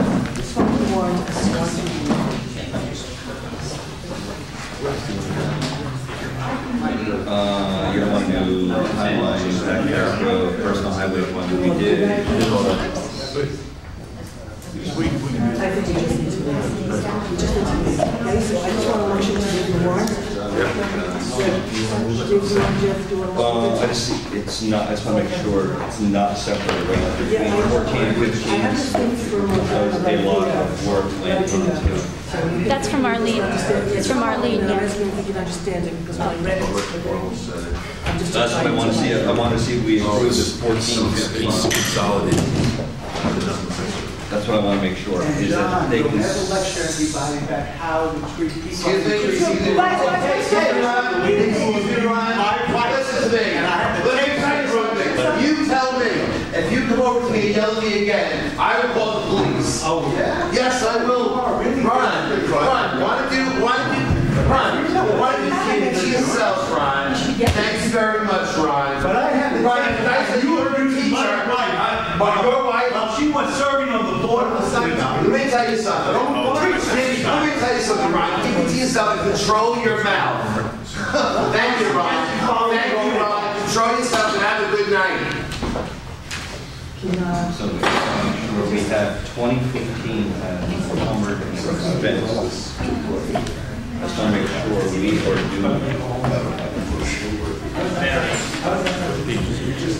No, I think she has it all. We're not going to, I think you're right, your resolution. Yeah, 1.5, and we never do 1.5. So just so everyone here is not shocked at the table, Kevin and I spent a lot of time closing up, and I cannot thank our staff or I cannot thank Arlene and Rachel more enough for the time they put in to close this. There were some errors also in closing the 2014 and 2015, and when I say errors, it's not errors on their part, it was in the system changeover, I believe. So there was a lot of work. There's been many late nights. We do not allow anyone to stay in town hall by themselves, so Arlene and Rachel would be there together. I know others were there. I think Roseanne might have even been there for some of them. Roseanne was there, and I was there. But so I don't want anyone to be shocked by the number of 1.5 million. It's actually closing of a year, and then also the January. Well, so what actually, I can tell you probably because of the 1.5, $700,000 is a retirement that we just Yes, it is. $400,000 for the police and $300,000 for the employees. So $700,000 of 1.5 is retirement. Yes, it is. And then there's workers' comp, and that's really why it's so expensive. Here's the total for 2014. I just wanted to speak about one of the vouchers. There's one in there for USIA video for $100. It's made out, it says to the attention of Susan Zimmett and Kevin Barry. I just think that an expenditure that was given to just 2 board members for information that was available for free on our YouTube channel is an inappropriate use of expenditure. The bill was sent to us. The bill was sent to us. The bill was sent to me, Carbon and Kevin. I took the bill, I gave it to Arlene, and she paid it. That's all. The bill was sent to me. He sends me the bill all the time. And he sends me the bill, I give the bill to And that was Arlene. for work done. He sent me the bill. For That's presentation of one of our town board members. No, I think it's And Jeff, were you aware of that? I did sign. I'm just trying to look them up, Dan. No, the voucher. Were you aware that that presentation was going to happen? No. Okay, so then a minority of the board put together a presentation, expended money to do it, and then filibustered a meeting. You know, actually, Dan, if you didn't do what you did, there would be no money spent. What? Okay? Okay. All right, Dan. Dan. That's thank you for that. You're welcome. And I think, Dan, to your point, though, Dan, I do agree that, you know, I'm not going to vote against it. No, but I do hear exactly what you're saying, and I'm not going to agree or disagree, but I absolutely do agree. I know we do incur expenses that are done by either other department heads and or Susan, and then we approve them without knowing about them. So it's not outside of practice. Mm-hmm. I think in this case, I don't know, you know, in this case, I understand what you're saying is that the practice was to get information for a presentation. far as, I did not know the presentation was going to be there. I didn't know we were going to have a video presentation at night, but I'm not going to sit and say it wasn't needed, because I think we did all learn something from it. But it is not unusual for any of us. I will even use myself as an example. I will use myself as an example of Dan. There has been times, and the only one knowing would be actually, and it was actually just recently in Susan's absence, you will see a bill in there from Joe Moriello, and it had to do with some legal issues in the town. I made the expenditure. Susan didn't know about it. It was something, if she was here, she would have been speaking to Joe. One of us had to do it. So there are expenditures that do take place without it, but in this case, Dan, I don't have a comment, but I do understand what you're saying. No. I'll just answer that really quickly. I approve every expenditure before any expenditure is spent, even though it's in the budget. We all know we instituted that. We did it in the reorg meeting. Kevin called me. He told me that he wanted to use Bob Fagan to put some videos together. I approved it. And that was about the extent of it. He worked with him. It was important to Kevin for a presentation, for him to do something. I approved it. I got the bill sent. I handed it to Arlene. If you called me and said to me, I want to do something, Susan, can I call Joe Moriello? Can I call Dave Plauser? Can I have Fagan put something together for a meeting? I say, sure, how much do you think it's going to be? I might approve it. They might not know about it, because that's just day-to-day operations. So, again, nothing inappropriate. It's just I just don't think it's the best practice, and I think that if we had a public access committee, we could deal with those kinds of issues. And I've said what I need to say. Okay, thank you. So can we please, Kevin, you want to move it? I move that the town approve a warrant in the amount of $1,517,695.69 that is actually composed of fiscal expenditures for 2014 in the amount of $258,819.26, and for 2015 fiscal year, $1,258,876.43. Second. All in favor? Motion so carried. I got the motion to end the So meeting. we still have agenda items. I asked to put it on for next week. I'm not doing it tonight, Dan. You want to do any of this? I'd like to move to close the meeting. Business that we still have to do. Excuse me? I moved it. Any discussion? All in favor? Aye. No. Motion so carried. Fine. So Dan, listen to everything next week. That's what we're going to do next week. I'm not saying anything.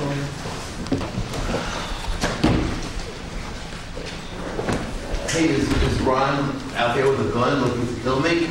Anybody can look? Oh, just as much as somebody who's in here with a gun looking to kill me. I might have to worry about it. I don't know. I felt like I was really passed by that gentleman. So, does she, do you know when he lost his back?